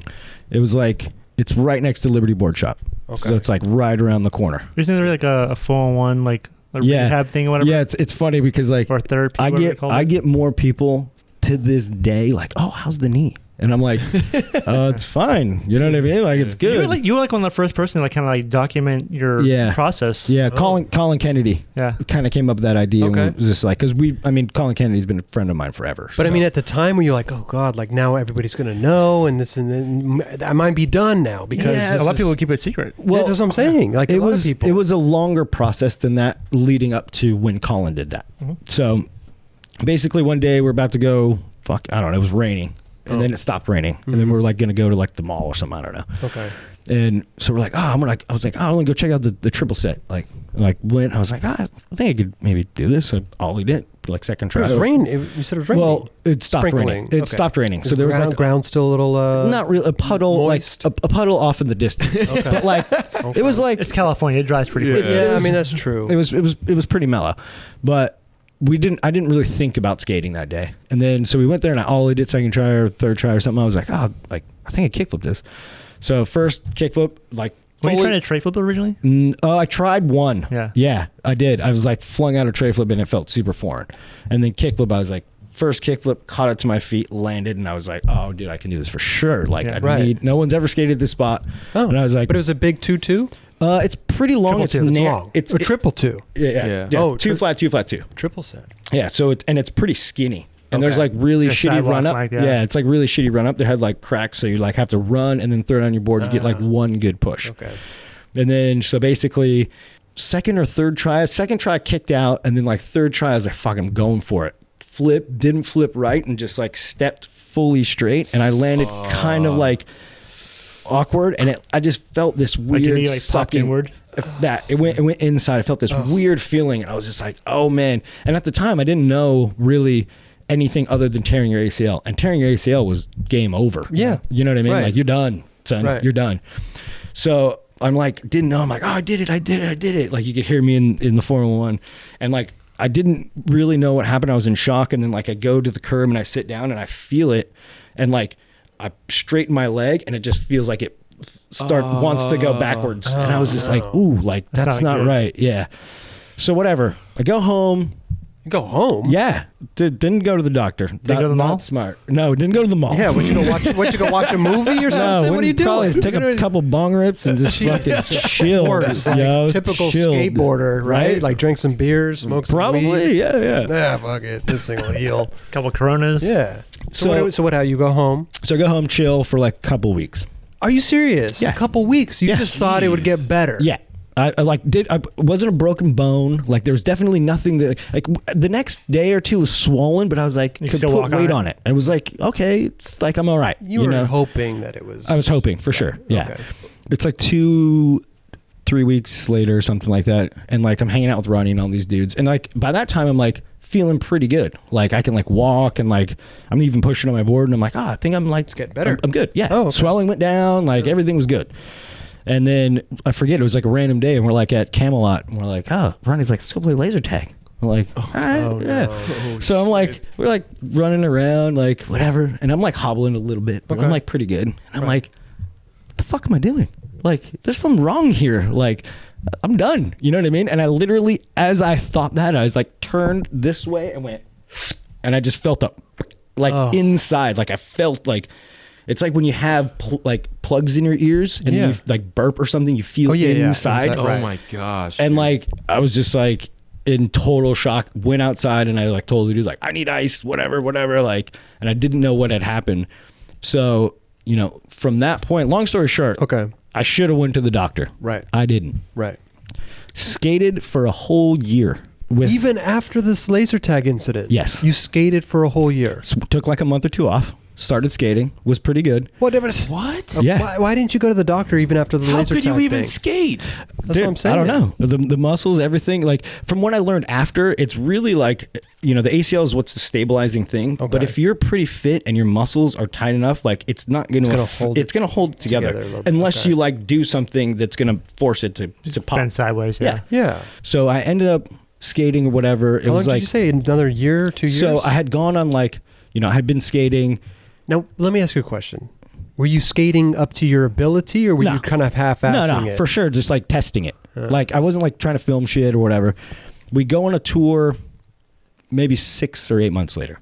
Okay. And we're 21-day blind tour. I got a knee brace like with the metal hinges and the whole deal. Not like the one. Where did you get that? I mean, just at like Sports Mart. Not the one that you like pay like. Oh, not the okay. Not the one you like fiberglass or whatever. Yeah. So I just have like a regular knee brace and like skate for 21 days, like 14 demos, like full on, like. But like you said, you're not skating up to your ability. Learned manual varial heel flips on this trip. Oh, like. Well, you're actually skating pretty good. Yeah. No, I was like, there was learning like tricks. I definitely wasn't 100%, but I was like feeling like I was getting back. I was like, okay, yeah, I'm good. And then it was the night before the last demo, and I did a tray flip over this hip. And the filmer Gayton was like, I missed that one. You want to do it again? And I was like, all right. So I tray flip, and it's the exact same thing that I did with the kickflip. And I like, boom, and like freaking out. And I'm just like, all right, that's when I realized something's wrong. You know what I mean? Like, I'm like, all right.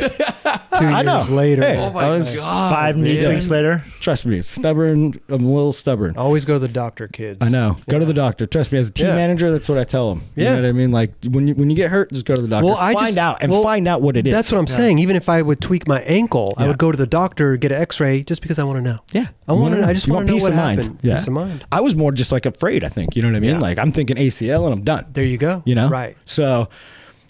Whatever, take off the brace, whatever, and I like bend the brace, and I broke the metal hinges, and I was just like, oh, right, this is an issue.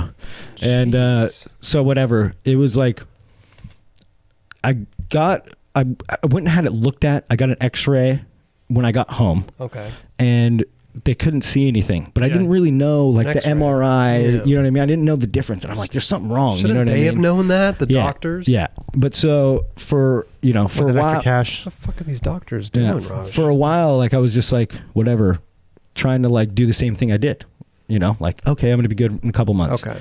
And then eventually got to the point where like, I was like walking and I just like turned and it popped out. I was just like, God, dude. So I basically hit up a couple people and I was like, who should I go see? And they were like, oh, you should go see this dude, Dr. Warren. Warren Kramer. And they're like, oh, he did Kelly Slater's knees, Tosh Townsend's ankles. Like, he knows skate stuff. Yeah. So I go to him and I'm like, oh, he doesn't take my HMO. Oh, Jesus. And I'm just like, cool. All right. He grabs my leg, pulls it, and he's like, yeah, you tore your ACL. Oh. But we don't need to get an MRI since you don't have insurance. Okay. That covers our costs.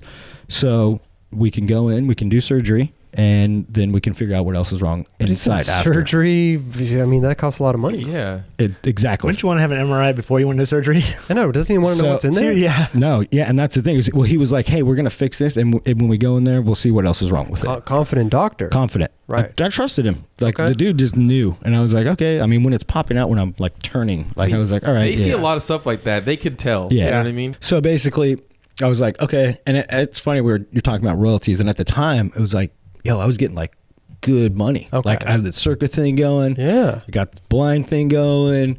You know what I mean? I'm getting tech deck checks for like. Were you on Maddox too? Yeah, I was on Maddox. Yeah. And then, that actually, I was still on Maddox, I think, after I went to. No. Circuit was like full deal. Oh, okay. So at that time, it was like, all right, I got money. Like, I probably could pay for this. Okay. I didn't know. Tell you how much the surgery? I didn't know at first. Go back for the second consultation. They're like, okay, we need to set up like renting the surgery center and like all this stuff, and they show me the bill. It's like, I gotta write a $13,000 check before I even have a needle stuck in me.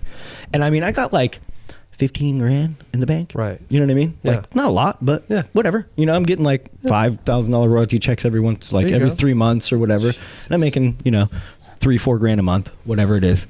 And GoFundMe's not around. Oh no. Yeah. So basically I was like, fuck, like, all right. I ended up hitting up Dwindle, and I was like, hey, I think this thing's going to end up costing like, fucking 15 grand, whatever. They helped me out. They fronted me some money. Okay. You know what I mean? Right. And then so I, go in, get the surgery. After everything, it ends up being about 20 grand. 20 G's. You know what I mean? And then, at that exact time, I mean, it's 2001, and then everything goes to shit, and board sales start fucking plummeting. Right. Yeah. You know what I mean?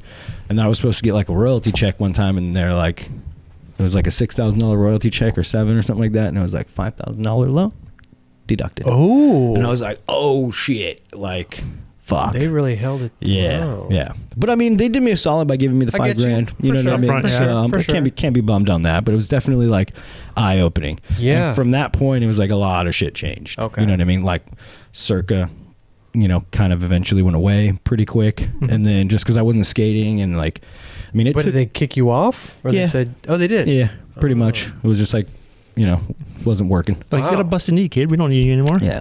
And they wanted, like, it was weird because they always were like, I would give them photos for ads. I never had a Circa ad, but I was on the team. No, because their motto was like, okay, all of our ads are cover worthy. And I was just like, okay, I'm not going to do a bigger rail than Jamie Thomas. I'm not going to do a bigger nose slide than Chad Muska. Yeah. Like, I got this varial heel flip over this thing at night. It looks super sick. Like, I think it would look like good photo. And they were just like, nope. Wow. And I was just like, damn, like, you guys don't want to show, because this was full like hammer time, like in that time where it was just like everything was stairs and gaps, busted knee. I'm like, I'm not doing that shit. Really like, right. Fuck that.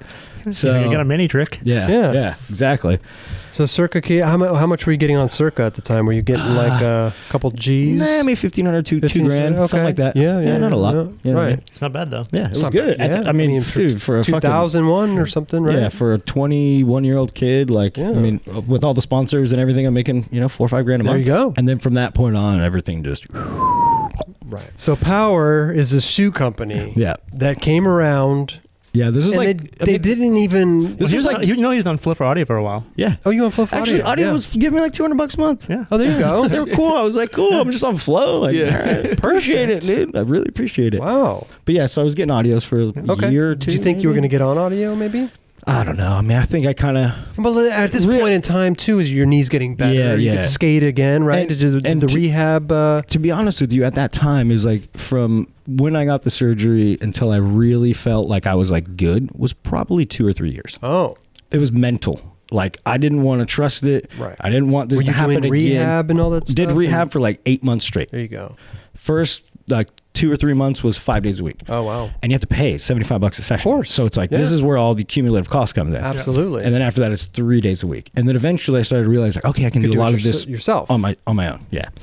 And so from that point, I was just like, all right, whatever. Get shoes from whoever, like Blind's still supporting me. For the most part, the pay was pretty similar, but I was just like, fuck it. I just want to get to the point where I can skate and do my own thing, you know? Right. So it took a few years. So those few years were really like the kind of down. Okay. You know what I mean? Yeah. And not like, you know what I mean? Probably not even trying as hard as I should of like going to like skate with legit filmers, like just skating with my friends. You know what I mean? Like one of those things where like fell into a comfort zone of like, I don't want to push myself. I get like, you. Yeah. It was weird. For sure. And then so this shoe company Power comes in. Well, Power's pretty far past that, but like, man, I'm trying to remember when it was. But like, 2007, 2008, maybe. I don't know. So but anyway, later. This dude Dan Opek was like, hey, I skate for this brand, and I knew what it was, because like Pat Duffy and all these dudes. Oh, there it is. Yeah. Look at how bulky that is. But so like Pat Duffy and like Willie Santos and some of these dudes, like they would have ads or whatever. Mm-hmm. And who was the team manager at the time, was like, hey dude, OPEC like was talking to these dudes at Power or whatever. And I was like, at this point, I'm like, dude, I'm barely making money from my board sponsor. Like I don't have any other sponsors to pay. And I was like, fuck it. Like pay me $1,000 a month. Cool. Like, let's do it. Is this a new company? Were they even on the market? Yeah, they were. They were for a couple years. Okay. But it was Canadian based. Oh. It was from this company Bata that like they originally did Rex and like all this stuff. And they sold to, pretty widely distributed, shoe companies or shoe stores. Did anybody else skate for them? Yeah, like Willie Santos, Pat Duffy, Dane Brummett, Jesse Landon. There was just like it was kind of a random cast, Interesting. Yeah. I never even heard of it. I know. Yeah. I mean, a lot of people didn't. So that one, they ended up like, putting me on, talking about a colorway and a shoe. And I was like, cool. Like, it's not like super legit, but at this point in my career, I just need to make money. Yeah. You know what I mean? Like I have like some debt that's accumulating, some taxes and some stuff that I couldn't pay off because I paid the $20,000 to the knee, and then the money went down. So it was just like started to get bad. And I was like, all right, I got to do something.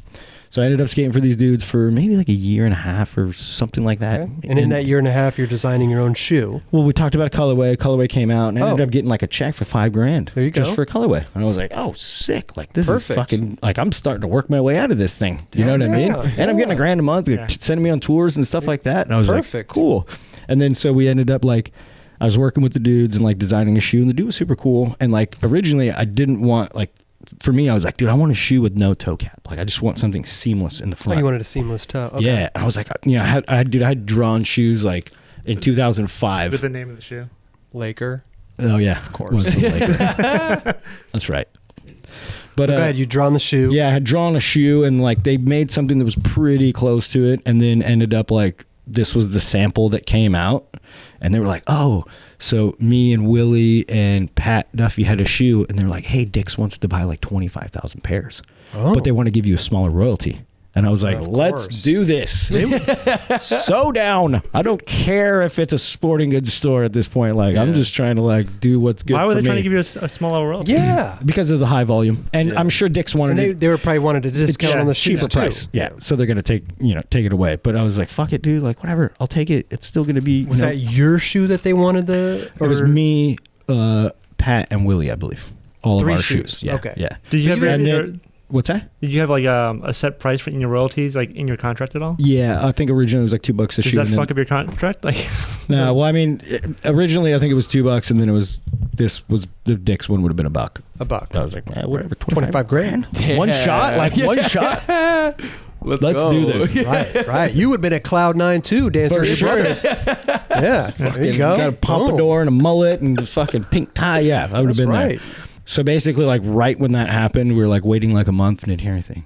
2 months, nothing. And then it was like, what do you mean you didn't hear anything? They're not communicating with you? The dude Dan Opek was like, oh yeah, we're working on it. And then eventually he was like, yo, they're canning the whole skate program. The whole thing's done. So your pro shoe never came out? Never came out. So this is just a... Dix never saw the pro. This is a sample. Craig. So it's supposed to be this, but if you could imagine. Without the it would toe. ended, seamless toe cap. Yeah. I just wish you got that 25 grand, man. Did, Me too. Did Power keep going, and then did they sell it to Dick's? No. Or was Power's angle like, well, we could just sell to these Dick's companies and fuck these skaters. I think we that could they just make all the money ourselves. Yeah, I think that they made some skate shoes after, but I don't think it went to where they wanted, and then they just killed the whole skate. Kind of what Audio skate did, program. right, Raj? They just said, Yeah. fuck the skaters. You know, we'll just sell to Payless and all these companies and just reap the benefits. Yeah. It didn't last very long for them, did it? No, it didn't. Nope. No. So the whole Power thing was after the blind video that came. The What If? Yeah. I mean, yeah. What So like that was after What If. That was like, I mean, But during What If though, you're still filming with your busted knee, right? No. I mean, at What If was. I mean, I had started. We didn't really have a video project. What if was it 2005? Yeah, 2005. So from like 2002. A couple years after your knee. Yeah. So 2002, 3. Oh, it was after your knee surgery. Yeah, knee surgery was, I believe, 2001? 2001, 2002. Okay, gotcha. Okay, so somewhere around there, and then that's when like the 411 came out or whatever. That was like super. Tim O'Connor said it the best. It was like the most like fucking depressing, like in depth like thing that has ever been in 411. It was like kind of like bummed people out. Yeah. Like, Kelly, did you cry? Did you cry? I don't think I watched that. Whoa. But like the music was like and Colin Kennedy did it. Yeah, he's like the homie. Like, but he like went with me to the surgery and everything, shit. and like filmed them putting a needle in, and like explains the whole fucking situation. Yeah. It's funny because I always get hit up about that. But yeah, so basically 2003, 4 really started getting back into like filming. Okay. 2002, 2003. So you were ready for the video. You had footage, and you were already. I mean, I just filming. kept filming because I was like, all right, I'm back. Like, confidence was low in the beginning, and then like eventually everything just builds back. Yeah, for sure. Comes for back. Sure. Yeah. Started coming back from that. Started filming whatever. Nice. 2004, Bill Weiss takes over Blind. Okay. Because we didn't have a brand manager for forever. As long as I was on the team. Yeah. It was just like Since Gon's left. Yeah, pretty much. Jeez. And it was like team manager was Tony Rodriguez, and like. And Rodney kind of like was helping before that, and then as the transition happened, and I think Glow bought them in early 2000s. I don't know when it was, 2003 ish. Okay. Did that change anything too when Glow bought it, or? I mean, not for me necessarily. I didn't really notice it. You know, I mean, maybe some people changed hands, and I think that's when Bod and Steve came in. Okay. And but for the most part, for you, no difference. Just for me as a skater, no difference. Okay. You know, right. Other than my pay was going down because of I just wasn't doing shit. There you go. You know? Yeah, for sure. But it took a while. It wasn't like right away. You know. Okay. So when Bill took over, there was like a decent amount of team changes, like Evan Schuffelbein. You know. And this didn't happen until after What If, because Evan obviously had a part, but he was like changing some dudes. Like Gideon was gone, a couple dudes were gone, Gershon was gone. How did this make you feel though? I mean, when Gideon got let go, it was just, I mean, it was a bummer because he's like my friend and he was the dude who got me on the team. Of course. Even just like his attitude made me realize, like, oh, okay, well, I mean, maybe that's not what you want to do. You know? So it was cool. It sucked not having as many homies on the team, but Ronnie was still on the team, and like all the dudes who were coming on were like, you know, were you scared that you were gonna get cut? I don't think so at the time. No, I felt like it was good. You know what I mean? In that time, I think skateboarding, like, I mean, board sales weren't like an issue. You know what I mean? Board companies were still doing pretty well. Doing well, you know, and so. Whatever, everyone's just filming, and we were originally going to come out with a project before Bill came on, and it was going to be like Gershon and like basically a lot of the stuff that was in What If and like some other extra people, and then you know things started to change. And then when Bill came in, kind of worked towards an idea of like, okay, hey, we're going to do a video, like this is what it's going to be, whatever, and then like that's basically what came out of that, which was What If. And I'm most known for having a personalized rap song in that. Yeah, what was up? What was up with that thing? You know? I got some hate for that. Merch or what was it? You got hate for that? Oh yeah, for sure. It's people. I think people attributed it almost to like, you know, when people would rap in their own parts. Yeah. You know what I mean? Right. But what was he saying? Like James Craig? Yeah, no, he drops my name in there for sure. It's totally about me. Right. Like it's the whole song is totally about me. But so the whole process for that was the whole part was the guy, what was his name? Merce. Yeah. Merce. No, Merce. Merce. Yeah, Merce. Okay. From the Living Legends crew. Yeah. And you would have heard a lot of their stuff in early 411s or middle 90s 411s and late 90s when Colin Kennedy was there. Yeah. So it was like this group from the Bay Area, and it was all these dudes. Like Danny Garcia's or actually, The yeah, I Grouch? think the Grouch. Yeah. Oh, yeah. Danny Garcia's. Okay. He was part of Living Legends. All these dudes were, super sick. I was super into underground hip hop at the time, so I was big fans of these dudes. Okay. We ended up going to a show. We saw the dudes, and I was like, because they sell all their own merch. So you go up to the table and you're like, yeah, buy a CD, like whatever. Like, I'm a big fan. You know what I mean? Okay. Like, I work at this skate shop, Liberty. If you guys want to like come by and grab like some stuff, like totally got you. Oh, like sick. it's all Okay. good, whatever. So they ended up coming, and this was quite a few years earlier. I was still on Circa at the time. And they ended up coming to Liberty, 8 of them, laced them all down. Jeez. Like shirts, shoes, like just whatever. Liberty product or No, no, Really? whatever. I was like, and I'm like I knew all these dudes' records. I knew lyrics to every song. Like Did you get fired?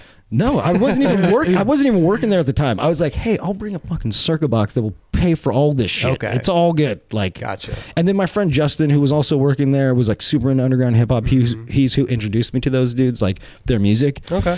So it was like this one thing where I was just like, oh man, I'm a fan, whatever. Yeah. They came, and then Merce ended up like kind of keeping contact with us, and then he would like come back to the shop, and he had skated a little bit and like back in the day, but he just like loved the culture, whatever. And so he ended up moving to Orange County, and we became like pretty good friends. Oh, there you go. Super like rad dude, like funny as shit, like smart. Started doing pretty well for himself in the hip hop game. When What If came about, it was like this thing where my friend Justin was like starting to make like beats and like doing some stuff through this little thing called Patchworks. And then he was like doing a couple songs for Merce, like giving him beats and like doing some stuff on his albums, which were like pretty good. And then, so basically I was like, all right, like getting down to deadline time, Justin was like, hey dude, like, I think we should do a song, like whatever. And I'm like, okay, cool. And then Merce ended up finding out about it, and he's like, yo, like I want to do your song. And I was like, okay, cool. Like months go by, don't hear anything. And I'm like, oh, well, maybe we should just pick something else. Like, and then I ended up talking to him, and I'm like, oh man, like I don't know what we're going to go with. And he's like, what, you're not going to let me do your song? And I'm like, no, like are you busy? Like, I don't know what the deal is. He's like, if you don't let me do your song, I'll kick your ass. And I was like, or like, I'll fuck you up, or something like that. Wow. But I was like, I was a fan of the dude. So if he would do it, I would have been super hyped for sure. And then he ended up like doing it, and I was super stoked on it as a fan of his first. Right. I could see how people would be like, dude, you put your own fucking personalized rap song in your part? Like, But I was honestly a fan of his. He became a good friend, and the other dude, Justin, was really good, is a really good friend of mine. And it was just like, ended up being like a collab. And I was like, you know what? This shit it never got released. It was only in the video. Only in the video. So but people were talking shit about it. Some people were. Okay. Some people from the underground hip hop community love it. Oh. Like there's dudes who are fans of Merce that are like, dude, where can I get that track? Like, they love it. Okay. They love it. Were you scared that like it wouldn't match your skating, or were you? No. I mean, at the time, that was what I was into. Yeah, no, so, for sure. But sometimes you have a vision sometimes for the style song. For sure. Yeah. Yeah. I mean, it all kind of comes from like Souls of Mischief, when they used to do stuff back in the day with Carol and those dudes, like hieroglyphics, like that Burnt song that he skates to. It's a B-side. It's, dude, like that's some of the stuff. Like I started like, oh, this is the shit that I'm like into. Okay, you know what I mean? Right. So then, when Blind, Weiss came in and was changing everything, right? Yeah, he changed a few team things, right? Evan Shufflebine, which in my opinion, best part in What If. Because you went from skating for Blind to like working for him, right? Yeah. Team manager, or brand manager. What was not even just for Blind, but for all of Dwindle? For all of Dwindle. Yeah, I was ended up becoming team manager for all of them. So basically, it was like we did What If, career, money wise, not good. Not good. No, you know what I mean. It was just one of those things where it was like, all right. Filmed my ass off from like 2005, whatever. Because like I looked at What If, and there was some stuff like, I mean, I think every skater does it. You're just not happy. Okay. You know what you left out there, and like you see a sketchy trick, and you're just like, oh man, like, and every skater does this. Yeah. Everybody. Right. So I wasn't happy with it. Filmed my ass off, and some of my best skating, in my opinion, was in that era from probably 2005 to 2008. Okay. And from that, Get Familiar. Chris Hall did that video, Get Familiar. Oh, yeah. And Chris Hall had been talking about doing a video for, I don't know, 4, 5, 6 years, something. Right. I met him in Toronto, and he was always like, oh, I want you to have a part. And it was like, okay, cool. Like, and then it just so happened, like I was filming. We didn't have any projects in the work for Blind. Didn't have a shoe sponsor. didn't really, I mean, we did an NC video at some point. I did like a Logic part with Heath, you know? And so, but like most of my best stuff I still had. And then Chris Hall kind of came to me maybe 2006, something. And he was like, yeah, we're going to do a video. It's going to be like Day One, The Gonds, Casey Rigney, like all these dudes. Didn't it take like a long time for this video to come out? Yeah. Because I remember him doing... Yeah, he was talking about it for years, dude. He was talking about it for years. Casey's part was amazing in that. Yeah. It's like, I mean, the lineup, Bobby Worst, like, and I was like, yeah, for sure, I'm down. I think he wanted to have me do tricks, because he was around filming every time. So I'd always say, oh, we're doing this video or whatever. Yeah.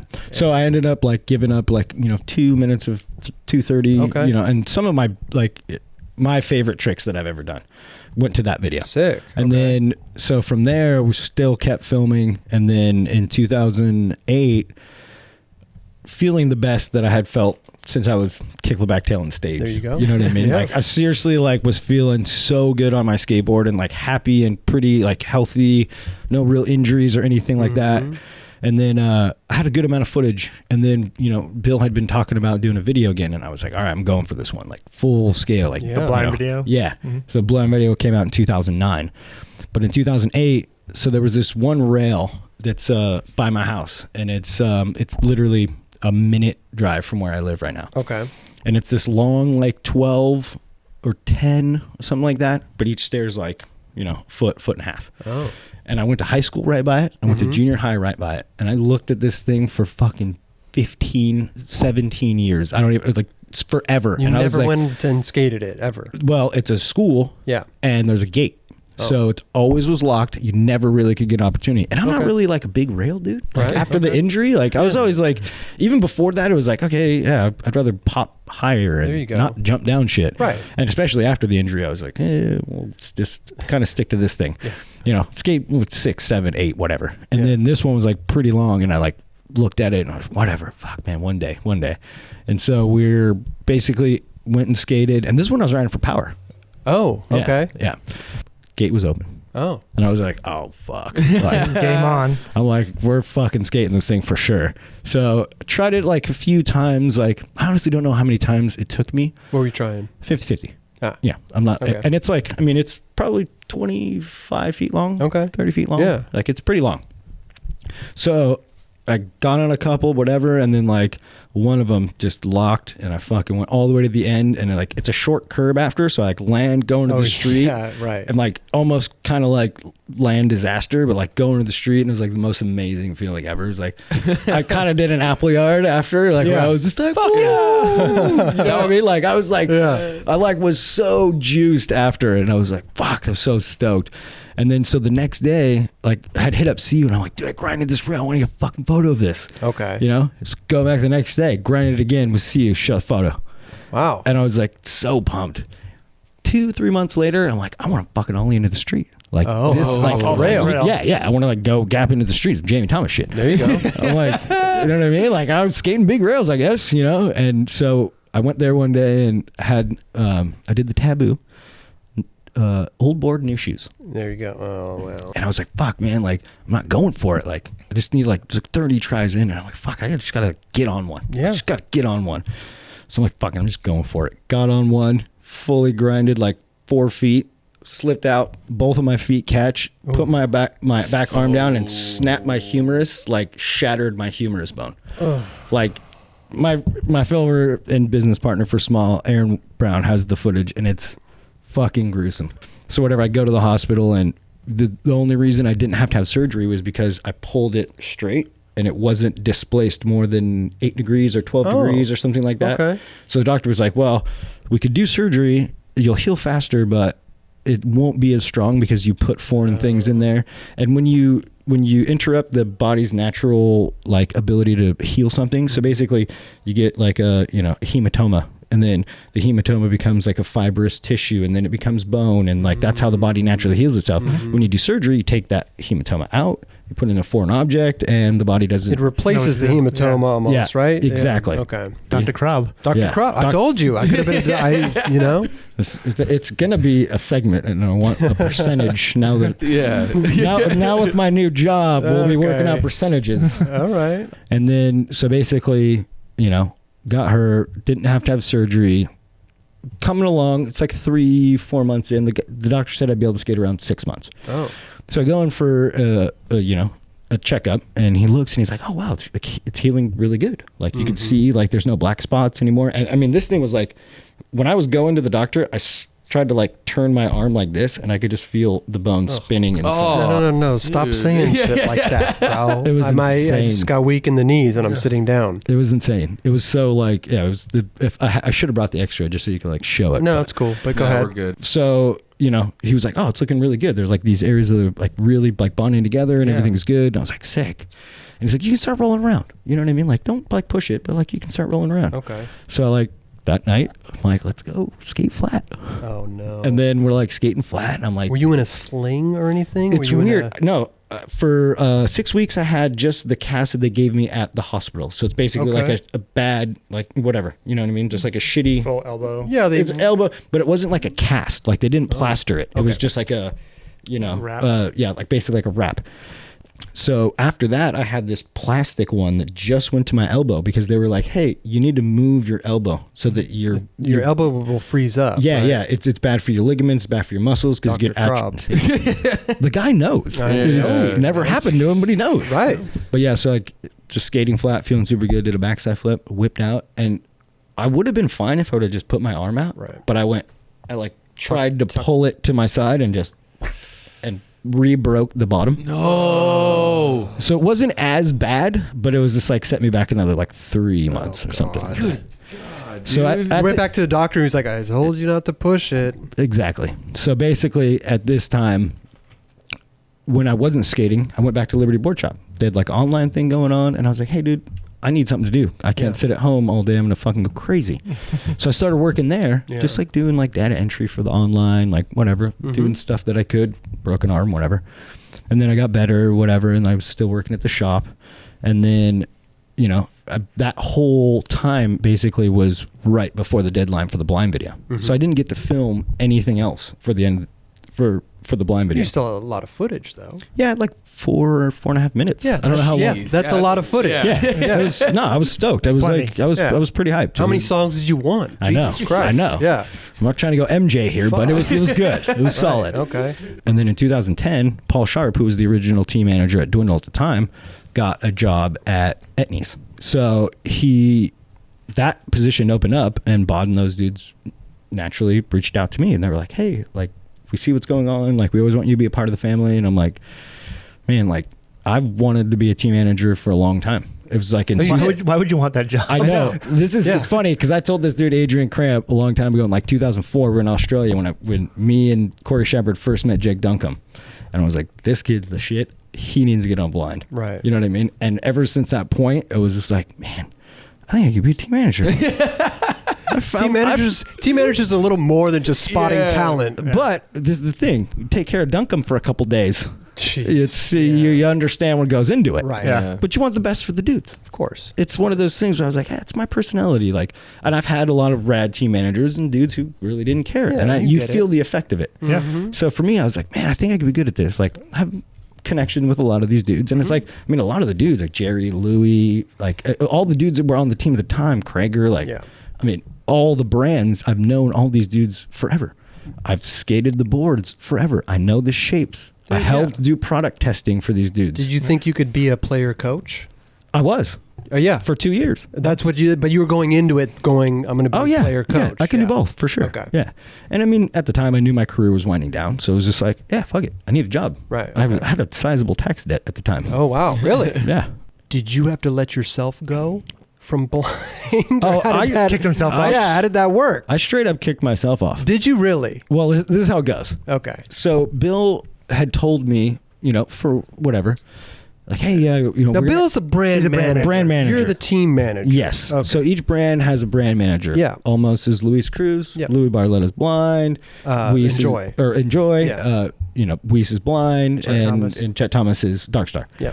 So at the time, Bill was like, oh, we got to this is like 2011 maybe. Mm-hmm. It's like, oh yeah, we'd have to probably take your board away soon. Like, I was like, for sure. Like, I got a job. Like, You're good. I'm good. Like, give my spot to somebody else. I'm cool. A couple months later, he's like, oh, we're thinking about putting you in this series because I think you'd be good in this series. I was like, okay. in a series, like a board series. Yeah. And then, so I was like, all right. And then that happened like once or twice more. Okay. And then I was just like, at one point I was like, dude, let's just do like, let's end one or the other. Like, right. I mean, I'm working, I'm a team manager. I'm not skating as much as I used to. Like, let's just do this. Right. And like, I was out joking with Mark McKee and I was like, oh, we just got to like do a graphic with like the death of my skateboarding. Like I was like, dude, like I'm always Laker jersey, like knife in my back, like on the ground bleeding, like Laker jersey would be sick. He went back and drew it in a day. That's insane. And he like brought it to me and I was like, holy shit, this is amazing. This is like so good. So you're good with it. You were cool. You were just 100%, dude. You're still in skating. Now you're managing or team manager of all these companies, right? Was it a lot of work doing all different companies at once? Man, it was a lot. It's just, I mean, if 4 people email me a day, I'm like, oh God, Jesus Christ. Like when these people stop, it's like 4 emails. Yeah. No, it's funny. Just, I mean, I know how skaters work and I had been doing it for a couple of years, but it was like, at the time it was 5 brands. So it was it's a lot cliche though. also. Jeez, so it was Almost Blind, Dark Star, Cliche, and Enjoy. And you have your own brand too. Oh yeah, and Small Wheels. Yeah, there you go. Yeah, but Aaron Brown is the one who does everything for Small. So I chime in when I need to. Yeah. Great. Help him when it's needed for sure, but he's the dude who's been running that shit forever. So I mean, but now, so you don't work for Dwindle anymore, right? You're on to bigger and better things, really. Hopefully, I think so. Yeah. What happened with Dwindle? They just they let you go? Yeah, I think it was just budget cuts. Okay. But I mean, to be honest with you, it was like I was there for a while, and there probably could have been times that I've been let go before. But like Bod really like believed in me and all the brand managers and the writers, and I had a close connection, and I think he saw that. And I think at this point it was basically just like, hey, we can't afford your position. And they still don't have a team manager. They basically just put that on all the brand managers. You know what I mean? And it's like, actually, they put in the marketing manager. Des, send out those boxes. Do you get the shapes right? You screen to send those boards backwards. But yeah. So whatever that happened, they were super good to me. They gave me a really good severance. Like I think something that most companies would never do for someone. Like they gave me like a really good severance. Something that could have paid for your. Could have paid for my knee. Oh, there you go. Yeah, okay. For sure. Wow. So it was one of those things where I was like, okay, they understand that, they don't want to leave me fucked. Yeah. That's great though. And it was super rad. So you were okay with it for the most part? For sure. I'm sure you were bummed. I was bummed because it's like I built so many friendships and we, had felt like I'd been a part of like getting a lot of dudes to a certain place, like Eunice and Yuri and Tyson and, even like with Enjoy and Louie and some of those dudes. Pretty recently. Yeah. In early June. So now you're working with the Border. Yeah, I've been judging with. So when Ryan and those dudes were still at Tampa, I mean, basically around the time when I was at Liberty and skating was kind of ending, I started. Jason Rothmeyer hit me up and he was like, "Hey, dude, you want to like judge a contest?" And I was like, "Yeah, like I think that would be cool. Okay. Like, I'm." See what you guys do. And we're friends. We've been friends for a long time. For sure. So I went in like 2010 to Tampa Am, and like, ever since then I've done a lot of contests, did Tampa Ams, Tampa Pros, like X Games, do tours. Like I did a lot of contests. Fast forward a ways. So maybe a year and a half ago, he was like kind of throwing it out like, hey dude, like I think you could be like good at this. Like good at what? Basically being an agent for skaters. Okay. I don't know how people would like to put it, but it's like that's the reality. That's the reality of it. It's like, I mean, essentially you're a team manager that just helps negotiate contracts and helps deal with their money and like make sure they get a good deal. Yeah. Set their schedule. And make not sure gonna get fucked. Yeah. Make sure they're not going to get fucked. Right. And just maximize it. Like understand, because most skaters, depending on your personality, you never know what you're going to get. Did you call them when you were fired? I mean, when you were let go? Fired is kind of a harsh word. Did you call them? And say, hey guys. Yeah, I reached out to those dudes for sure. Of course, I reached out to a couple people. Like, I mean, first day I'm like, hey, I got a severance. I'm not chilling. Like, I need to get a job for sure tomorrow. Right. And it's June, and I know when the fiscal year starts. Like July. What's that? Just be unemployed like me. Oh man. Yeah. Sorry, Roger. I'd like to, but I'm like, no comment. I got let go early June, and then I know like July is like fiscal year. Okay. So it's like if I'm getting a job, like I better do it now. Right. Like build into the budget for the next year. You know what I mean? And then so I knows his stuff. Yeah. I was talking with Ryan, even before. He's like, hey, man, we want to do this with you. It's going to take a while. Right. We're still small. It's just like basically like him, George, and Rob that do Excel. So it's a very small crew. But it's like they do both. It's like Shane and fucking, they do you know what I a lot mean? of people, Ashad and like all the best dudes. And then all the way down to Fred Gall. You know what I mean? Like they do everybody. Yeah. Like it doesn't matter. Which is awesome, that Fred. I know. But that's the thing with Ryan and those dudes is it's like not just about, it's funny, you would read comments, obviously I'm a slap pal. I don't know if you know this. Are you really? I've been going on there since like the knee. The knee was what got me. You've talked shit about me on there, bro. Never. He defended What's you. your I like that face you made. Clifford. Guess what my name is? Is it Clifford? Cliff. Cliff. Yeah, Cliff. Cliff Clavin. No, just Cliff. Oh. Just went on there, whatever. But like, so like I would see some stuff on Slap, like, oh, this dude's like trying to like take people's money and all this stuff. And it's like, the dudes on Slap, like, I always saw it as entertainment. It's like what you do in the shop. You know what I mean? You always got the one dude who hates like every like corporate thing or every dude like some dude will hate on P-Rod and you're like, dude, what? And some skaters take this shit to heart, dude. They get really fucking pissed. When I first went on there, I think it's entertaining too. It's entertaining as shit. Right. When I went on there first time, James Craig worst style. Like, who's the worst bro? James Craig. Oh, those fucking arms. Like, you know what I did? I thought it was the fucking best thing ever. I was like, joined them. No, I was like, I'll fucking show you. And then a couple of years later, after fucking What If comes out and the blind video comes out, and then they start realizing who I am, everyone's like, oh yeah, fuck, Cliff's the best. Oh, you started. How did they know that that was you? I would every once in a while just put in like, oh no, I know this dude. Like I work for this company. Like, and people started to put it together. I never like blatantly was like, hey, I'm James Craig. Right. You know what I mean? Like I don't. That's not the reason I went on there. I went on there to like hear shop talk. You know what I mean? And just like it was to me. It's but you could go on there without signing up, though. Yeah. But I was like, fuck it, I'll make a profile. Okay. And then like, but it's so funny because there's like just so many jokes that just like are so slap where it's like if someone gets kicked off something, so James of Dwindle.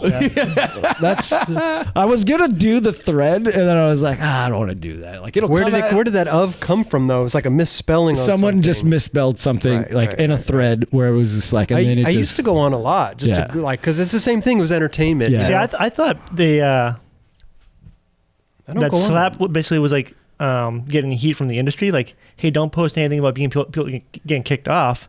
So like they flagged the word off, the keyword. I don't think so. Maybe that's why everyone uses. I doubt it, dude. I think it was a mistake. Like somebody said, like Gino of something, and it just turned into this thing. I think it was more of a mistake. I'm just using Gino's to be honest with you, I mean, I bet the industry pressured them. But I'll be honest with you, the industry? What's a fucking website? More politics. Lots of CEOs politics. and TMs and fucking more people than you would ever imagine go on there all the time. But like, you could just put dude booted from this fucking thing. It doesn't matter. I had been asked by my former employer to go and comment on certain things that were negative for the brand. Really? Yeah. And they were like, if you want to, cool, but if you want to chime in. But I was never like company man on there. I'm me. You know what I mean? I'm not just like. But the funny thing is, you don't realize it's only like a pool of like 13 kids. It's like shit. No, it's seriously maybe 50 people. Yeah. And you know what? It used to be a lot more like. A bit more widespread because like there wasn't other mediums for people to do it. Of course. You know what I mean? And now that there's everything, like you can just I could go on Kelly's page and talk shit to himself. Yeah, exactly. Goes on my live videos all the time. I know. And there was was like a pretty core group of dudes where like you knew they were legit. Like if they were like posting on some shit, like and then there's trolls. There's full trolls that just like want to fucking stir the shit. And that's just as funny to me. Which is like to me, I'm just like I think it's so funny because like I could totally see it, and then like other dudes will chime in like, "No, fuck you." Like this dude's amazing. How could you hate on Bobby Pulio? And it's like Bobby Pulio is the slap like god. Yeah. Like if you could like describe someone, it used to be like cords, vans, and like a traffic board. Like it was that was the guy. Yeah. I used to go on there a lot. I mean, every time I'd see like my name, I'd be, here we go. Let's see. Scroll. I just thought I thought it was entertainment. Then I'd hear other skaters be like, dude, they were talking shit on Slap message board. I'm like, so what? Yeah. Or I see other skaters like sign up for it and try to defend themselves and shit. I'm like, Corey Why are you wasting your Shepard. time? Yeah. I'm like, what? Corey Shepard. Why do you do like? You Who can't- fucking But cares? here's the thing. This is what I told Corey. He went out there and like fucking was talking shit with all these dudes. He didn't win No, because that's what they're good at. of course. Yeah. That's what they do. They're great all day long. Like they probably fucking have a regular job or work at a skate shop, and you know what? They're gonna fucking win. Oh yeah. But I will say this: there's a lot of the like legit dudes that have super rad opinions, and they're smart. Right. You know, like they definitely have some insight. Yeah. They're not knowledgeable about the industry as much, Right. But they definitely have like reasoning for their arguments and Yeah. shit. For sure. Yeah, if you want to go love it. voice your opinion somewhere, like what? I'm not going to go lose sleep over it. No. You know what I mean? Like, No. who cares? But everybody talks good about me on there. I You know. everybody loves me. Now you they know? do. Yeah. But also you got your own wheel company. Yep. Right. Small Wheels. Small Wheels. Right. Yeah. How did that come about? Did you guys? You and Aaron? So I wrote for Dark Star back in the day. Right. And so, I mean, the wheels were super good. And it was like within the world camp or whatever. But like the wheels were super good. And I used to do a lot of blunt slides from Blunt, like right. brought it up or whatever.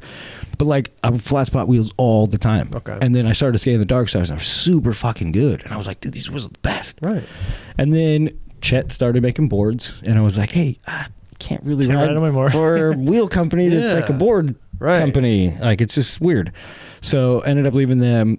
I think didn't really have a wheel sponsor for a while. And then in the later years, you know, mid 2000s or whatever, Bones started like really making like super good wheels. Right. So skating them, and I ended up getting approached by Rob Washburn, whatever, and like he was like, yeah, like we want to like to put you on the team, and I was like, oh, dope. sick. The wheels are super good, like I'm down. So I got on them and I was super stoked. Like stuff started working out. Like got Kreger on the team, Sarazzini, like dudes were on blind at the same time. And pretty soon after that, I got like this email from Rob, and it was literally like a cut and paste of like a termination email, and you could have just placed any person's name. Huh. Like it was just one of those things where I was like, an email? And this was like, I mean, I don't know, mid to late 2000s. Okay. And I was just like, really? Like an email? Like that? Like just call me up and tell me it's not working out. And I'm pretty sure it was like Jared Lucas started working there and whatever. Okay. I'm a little older. You know what I mean? I get it. Right. I'm not like, offended by it, but I'm really like, Okay. could have just told me in a different way. So like ended up getting with Aaron and a couple friends, and we were like contacted Ann, who originally did Dark Stars wheels. the Dark Star wheels. Okay. And then so we kind of started this thing, and it was like, you know, I had some friends that were doing some small brands at the time, like little bolt companies and stuff like that, and we were just like, all right, let's just do something for us. You know what I mean? Like, so it ended up being like me and Aaron, and then Danny Garcia, and then Austin, and then we were like kind of started like a little crew of like dudes, and we're like, all right, like let's do something cool, you know? So it's been a long time, but it's like we've always just been like a mom and pop shop type of company, like out of Aaron's garage. Is it still out of his garage? We went into a warehouse for a little while, but it's back in his garage. Yeah. So it's like, I mean, we're really as small, pun intended, as you can get. Yeah. But it's funny because we were like thinking about names for the wheels, and I was just like, man, like going back to like my golden era of like big pants, small wheels. Yeah. And I was just like, fuck. Because I wanted to call it Big Wheels. Oh. And then the ad would be like all of us riding Big Wheels down a fucking. And then I was That like, could be the sister brand. and then I was like, oh, it's too close to Pig. You know what I mean? Big And I Pig, was like, yeah. oh, wait, small. Like small wheels. Because you ever like back in the day, you'd be like, oh, how do you guys do that on those little small wheels? Like Right, random yeah. people will always That's say true. that. You know what I mean? So I was like, I think it's good. And then like, if you look at like, you know, the lettering SML and like It's clean. LRG did it with I don't fucking. know. It's kind of close to SMA. Oh, that's too far back. Oh, Whatever. okay, That's okay, too far okay. back. We are actually in talks with a pretty big distribution right now that we could fucking align with. That'd be and amazing. It could change the game. Good. So, Sick. Wow. super stoked. I hope that works out. Yeah. That'd be great. I think it's going to, and the dudes who we're going to work with are like understand where we're coming from and are longtime friends. So they're really like, they see what we're doing. And obviously, I mean, I think we're fortunate to have dudes like Austin and fucking Mark and they're down. Like we've never paid any of our dudes $1. I think like sometimes you need to like, you got to align yourself with certain distributions or whatever. Yeah. I mean, it's so hard to do shit by yourself, for sure. And it's crazy. You need, that's the thing is even getting in like a Zoomies or something like that. It's like there's a lot of red tape, like insurance and all these things. You gotta like make sure you have the stickers on them. Yeah, and that's tough for like a 1-2 person operation to do. Sure. So if we get in this distribution, which I think it's going to happen, will be super rad. Wow. And I mean, we're working with like a lot of like younger kids, like this kid Justin Dreisen. Okay. He's like Quasi Flow, like he's so sick. Yeah, dude. Justin's rad, man. Yeah, super good kid too, and like. I feel like we have, something to offer a distribution like that. So dope. I think hopefully in the next couple months we'll be announcing something like that. Fucking works out. Yeah, definitely. This is pretty good. This has been amazing. Thanks. Yeah. Appreciate You're it. the man, dude. No, you're the man. No, you the man. I got a present for you. A little parting gift. A present for me? We got a little present for you, man. We got a couple. Little 9 Club Appleyard that is mug. Have you seen this? That shit? is the banger. Yes. Look at that. Appleyard drew us. See, he drew me and Raj. I'm so jealous. And I got you guys a couple gifts too, but I couldn't. Like, I saw that. I'm like, I can't. Like, you can't top that. You know what I mean? Yeah. Look at I mean, obviously, wasn't that a gift? Everything here is a gift. Yeah. People. Wait, who brought you that? Bragg. Oh, Bragg. Yeah, Bragg. That's a good one. Yeah. I mean, he's a 100 millionaire, right? I guess. Of course, he can afford it. I can't afford it. I'm unemployed. Here you go. Here's a nice mug for you. Thanks, dude. Yeah, for sure. I'm going to have a cup of coffee before I go to Tampa tomorrow. There This you go. is the mug Yeah, I'm going right. to use. All right. Pick them up. They're on the 9club.com. 9club.com right now. That's right. Yeah. Go pick them up. Yeah, Appleyard's hyped. Oh, yeah, so sick. Yeah, we sent him one. All right. You got one. He just got one. It was one of the chipped ones. It was broken and we couldn't sell it. I got some stuff for you guys. Oh, you do? Whoa. Oh, okay. Damn. Look at that. He's gonna go. He's grabbing his a grab bag. You've obviously seen the show. He went to the liquor store before he came here. Yeah. What is that? Jesus Christ.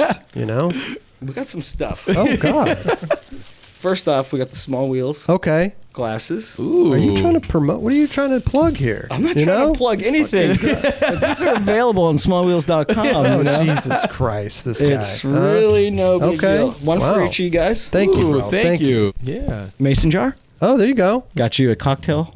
Ooh, Oh, that's wow, Raj. look at that, That's huh? Raj all day. I I know. forgot the coffee mugs. I'm a little bummed. Wow. Look at this. You must get him at the same place we get him. Yeah.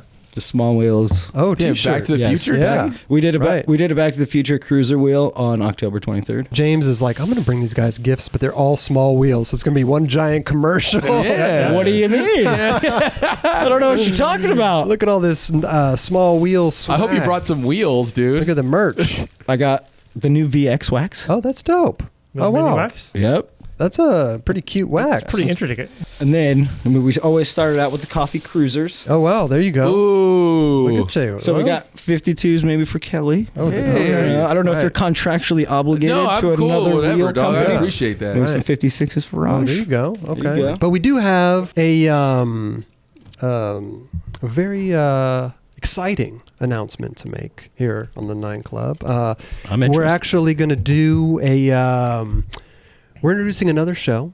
Yeah. It's coming up. It's called the 9 Club Experience. Ooh. Yes. This other show is going to be every Thursday.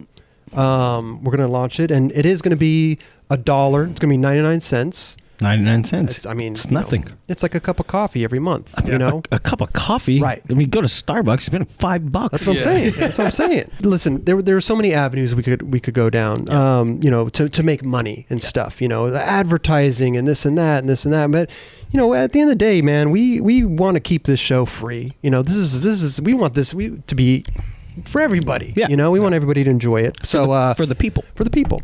But also we wanted to do something That would pay the bills. to pay the bills, but also be more creative, be more creative, have more fun, and just do rad stuff, So what we're most excited about this show is that we're bringing all of our viewers and fans to the 9 Club, right? Oh shit. Interactive. Interactive. So you'll be able to call in We'll be able to FaceTime you. What? And we'll be able to have guests that we normally couldn't get. Like Tom Petty. If somebody international. International, yeah. So we'll have a big monitor set up in the guest's chair. Hey, you know what? Sometimes we might have a guest sit in, you know? It's a long drive from Fullerton. We couldn't get this going now. Like, I know. I'd have paid 99 cents for that for sure. But yeah, so we'll be able to FaceTime people. People will be able to call in, kind of first come, first serve. You know, we'll tweet out or Instagram, like, you know, when we're live. It's not going to be a live show, but we're gonna, you know, it's going to be every Thursday. But we'll let you know when to call in. We'll let everybody know when to call in. So you're like,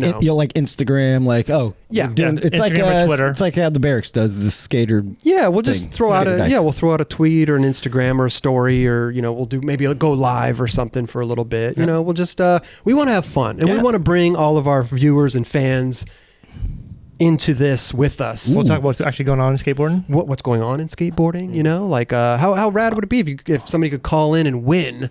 Like a package from from chocolate. I'll send some wheels, for sure. Well, maybe not. I mean, we'll talk about that later. But, you know, we'll negotiate. It's okay. Yeah, I'll negotiate the deal for us. But yeah, it should be fun. We're really excited about it. We're really fucking excited. Hell yeah. It's gonna I think that sounds super sick. It's gonna be fun. Yeah, with how live is going, where it's like I'll crack up on this dude's live and just like shout him out, and all of a sudden he's talking to me, and I feel special, and it's like, hey, why not the kid in the Midwest can feel a little special? So you know, it's gonna be a fun show, informative, and we're just excited to bring our viewers into Roger's house. You know, I live here too, bro. Set, you know, I live here too. Like I said, we'll bring into Roger's house. Roger's been here for like 15 years. Dude, so doesn't mean I don't pay rent to live here.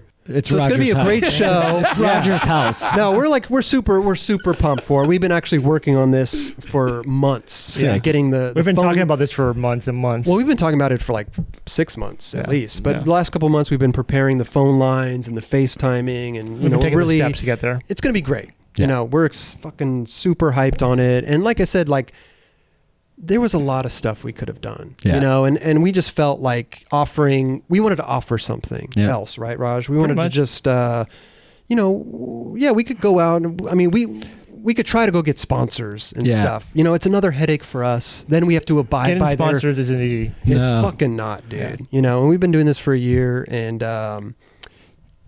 I just hope people will tune in and enjoy it as much as we are going to enjoy it. Yeah. You know, I mean, it's going to be great. I'll tell you this: you get my 99 cents for sure. Thank you, bro. For sure. Thank you. One thing we need to thank everyone who's ever donated. Of course, dude. We're going to thank. We'll call them. Yeah. How about that, Raj? That would be epic. Yeah, we'll call people, you know, because a lot of people have donated to us, and we're eternally gratefully. We've had a couple big donations. Big donations, that, we're shocking. I know. We're eternally grateful, you know, because we want to keep this thing going as long as we possibly can, for sure. You know, and though, if we can make money doing this, we can offer so much more. You know, totally. Roger can focus on it 100%. Kelly can. I can do stuff, you know. I mean, we could all focus more. Kelly can sit over there in the corner and laugh. I know, right? I can laugh more over here. No, but it's true though. Roger has to go do his jobs, and you know, it's we're all spread thin. You know, so if we could all focus on this, we could really do some cool shit, you know, and that's what we're planning to do. I think that anybody who's watched the show, I mean, a lot of the people who are fans of it understand, like, okay, you can't just do something like this for free. Yeah. We're still going to do this for free. But that's what I'm saying. We want to, this will be free. The 9 Club itself is still going to be its own free content. But if you're going to do more, then I think people will understand and like, I mean, who doesn't want to just... If you want to pay for the experience, awesome. Right. People...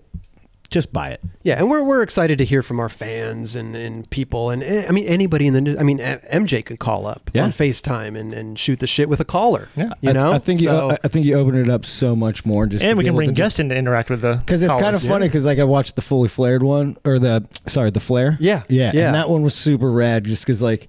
The influx of people, other than Manchild, but Manchild's tight. Back in that dude. We need to have Manchild here without alcohol. Yeah, for sure. But like, I just think that interaction is super rad, and if you could do that like to everyone, like pros, random shop owner, you know what I mean? Like, how cool is that? Yeah, for sure. Pretty sick. And then you just get so many more stories and so much more content. Oh like, yeah.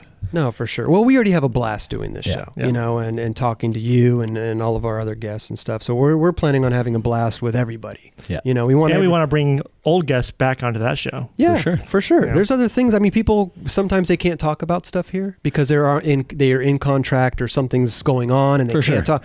But then when that ends, they can come and talk about it. Yep. You know, so they could FaceTime us and I dropped my water again. Roger's over the water. I know. So yeah, this is what we're gonna do, and fuck, man, I'm looking forward to it. I think it's gonna be really fucking fun. It's gonna be really cool. I'm backing it 100%. I will be tuning in, and I recommend anybody listening to this support these dudes. They're good dudes. I know all of them. I back them 100%. Thank you. They're skaters. Like, why wouldn't you want to help skaters? Right. Yeah. Hey, that's where I think we all need to help each other. Yeah. You know. And, although skating with Raj scares me more than anything. Oh, you guys know exactly what I'm talking about. Yeah. Because he could pretty much get into any trick imaginable. And then bails like old gnarly. Slam on my life. He could slam harder than anybody ever. Yeah. But hey man, he back up. But he pops up quick. You know, I back that. Just because the camera's not in his hand. You know what I mean? I don't think I've ever seen Raj on the floor after he falls for a long time. No, he gets up. He pop up. Yep. Yeah. Wow. You guys already have one done, or is it? No, we're about to do it. Oh, it's gonna be all live. No, it's not gonna be live. We would love to do live. That's what we want. That's the end goal. We really want to do live, but. We have 6 cameras here. For sure. Switching back and forth the cameras, live streams sometimes glitch. You know, it's we just had to upgrade my internet. Yeah, we upgraded his internet to do the phone lines and stuff. I've seen the booth in a live webcast. Yeah, not easy. It's gnarly.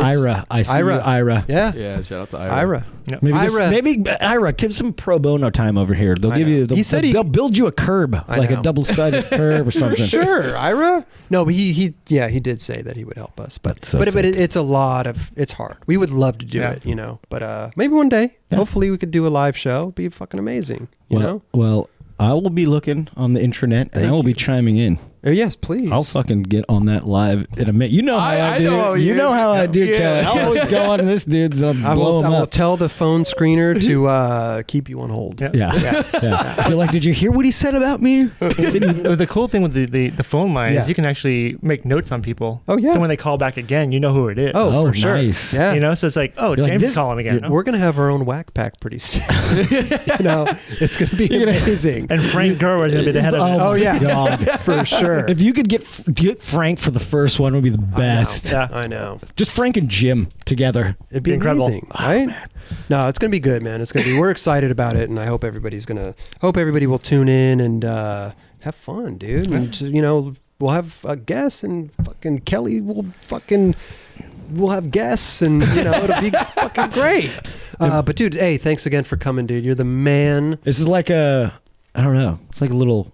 Kind of like you enjoyed this, didn't you? It's a milestone for me. It's like when you're like the dude, you're always watching something. You're like, oh, it's cool. I'd like to be on there someday. But of course, it's all the homies too. Well, you know, and every time like this dude will hit me up every time I have to fly somewhere. Oh, right. And it's like literally like same thing. And I was like, fuck it, today I'm going. I don't care. There you go. Yeah. Well, we're glad we could make dreams come true. You did. You know? You did. Yeah. You made a little skate rat's dream come true.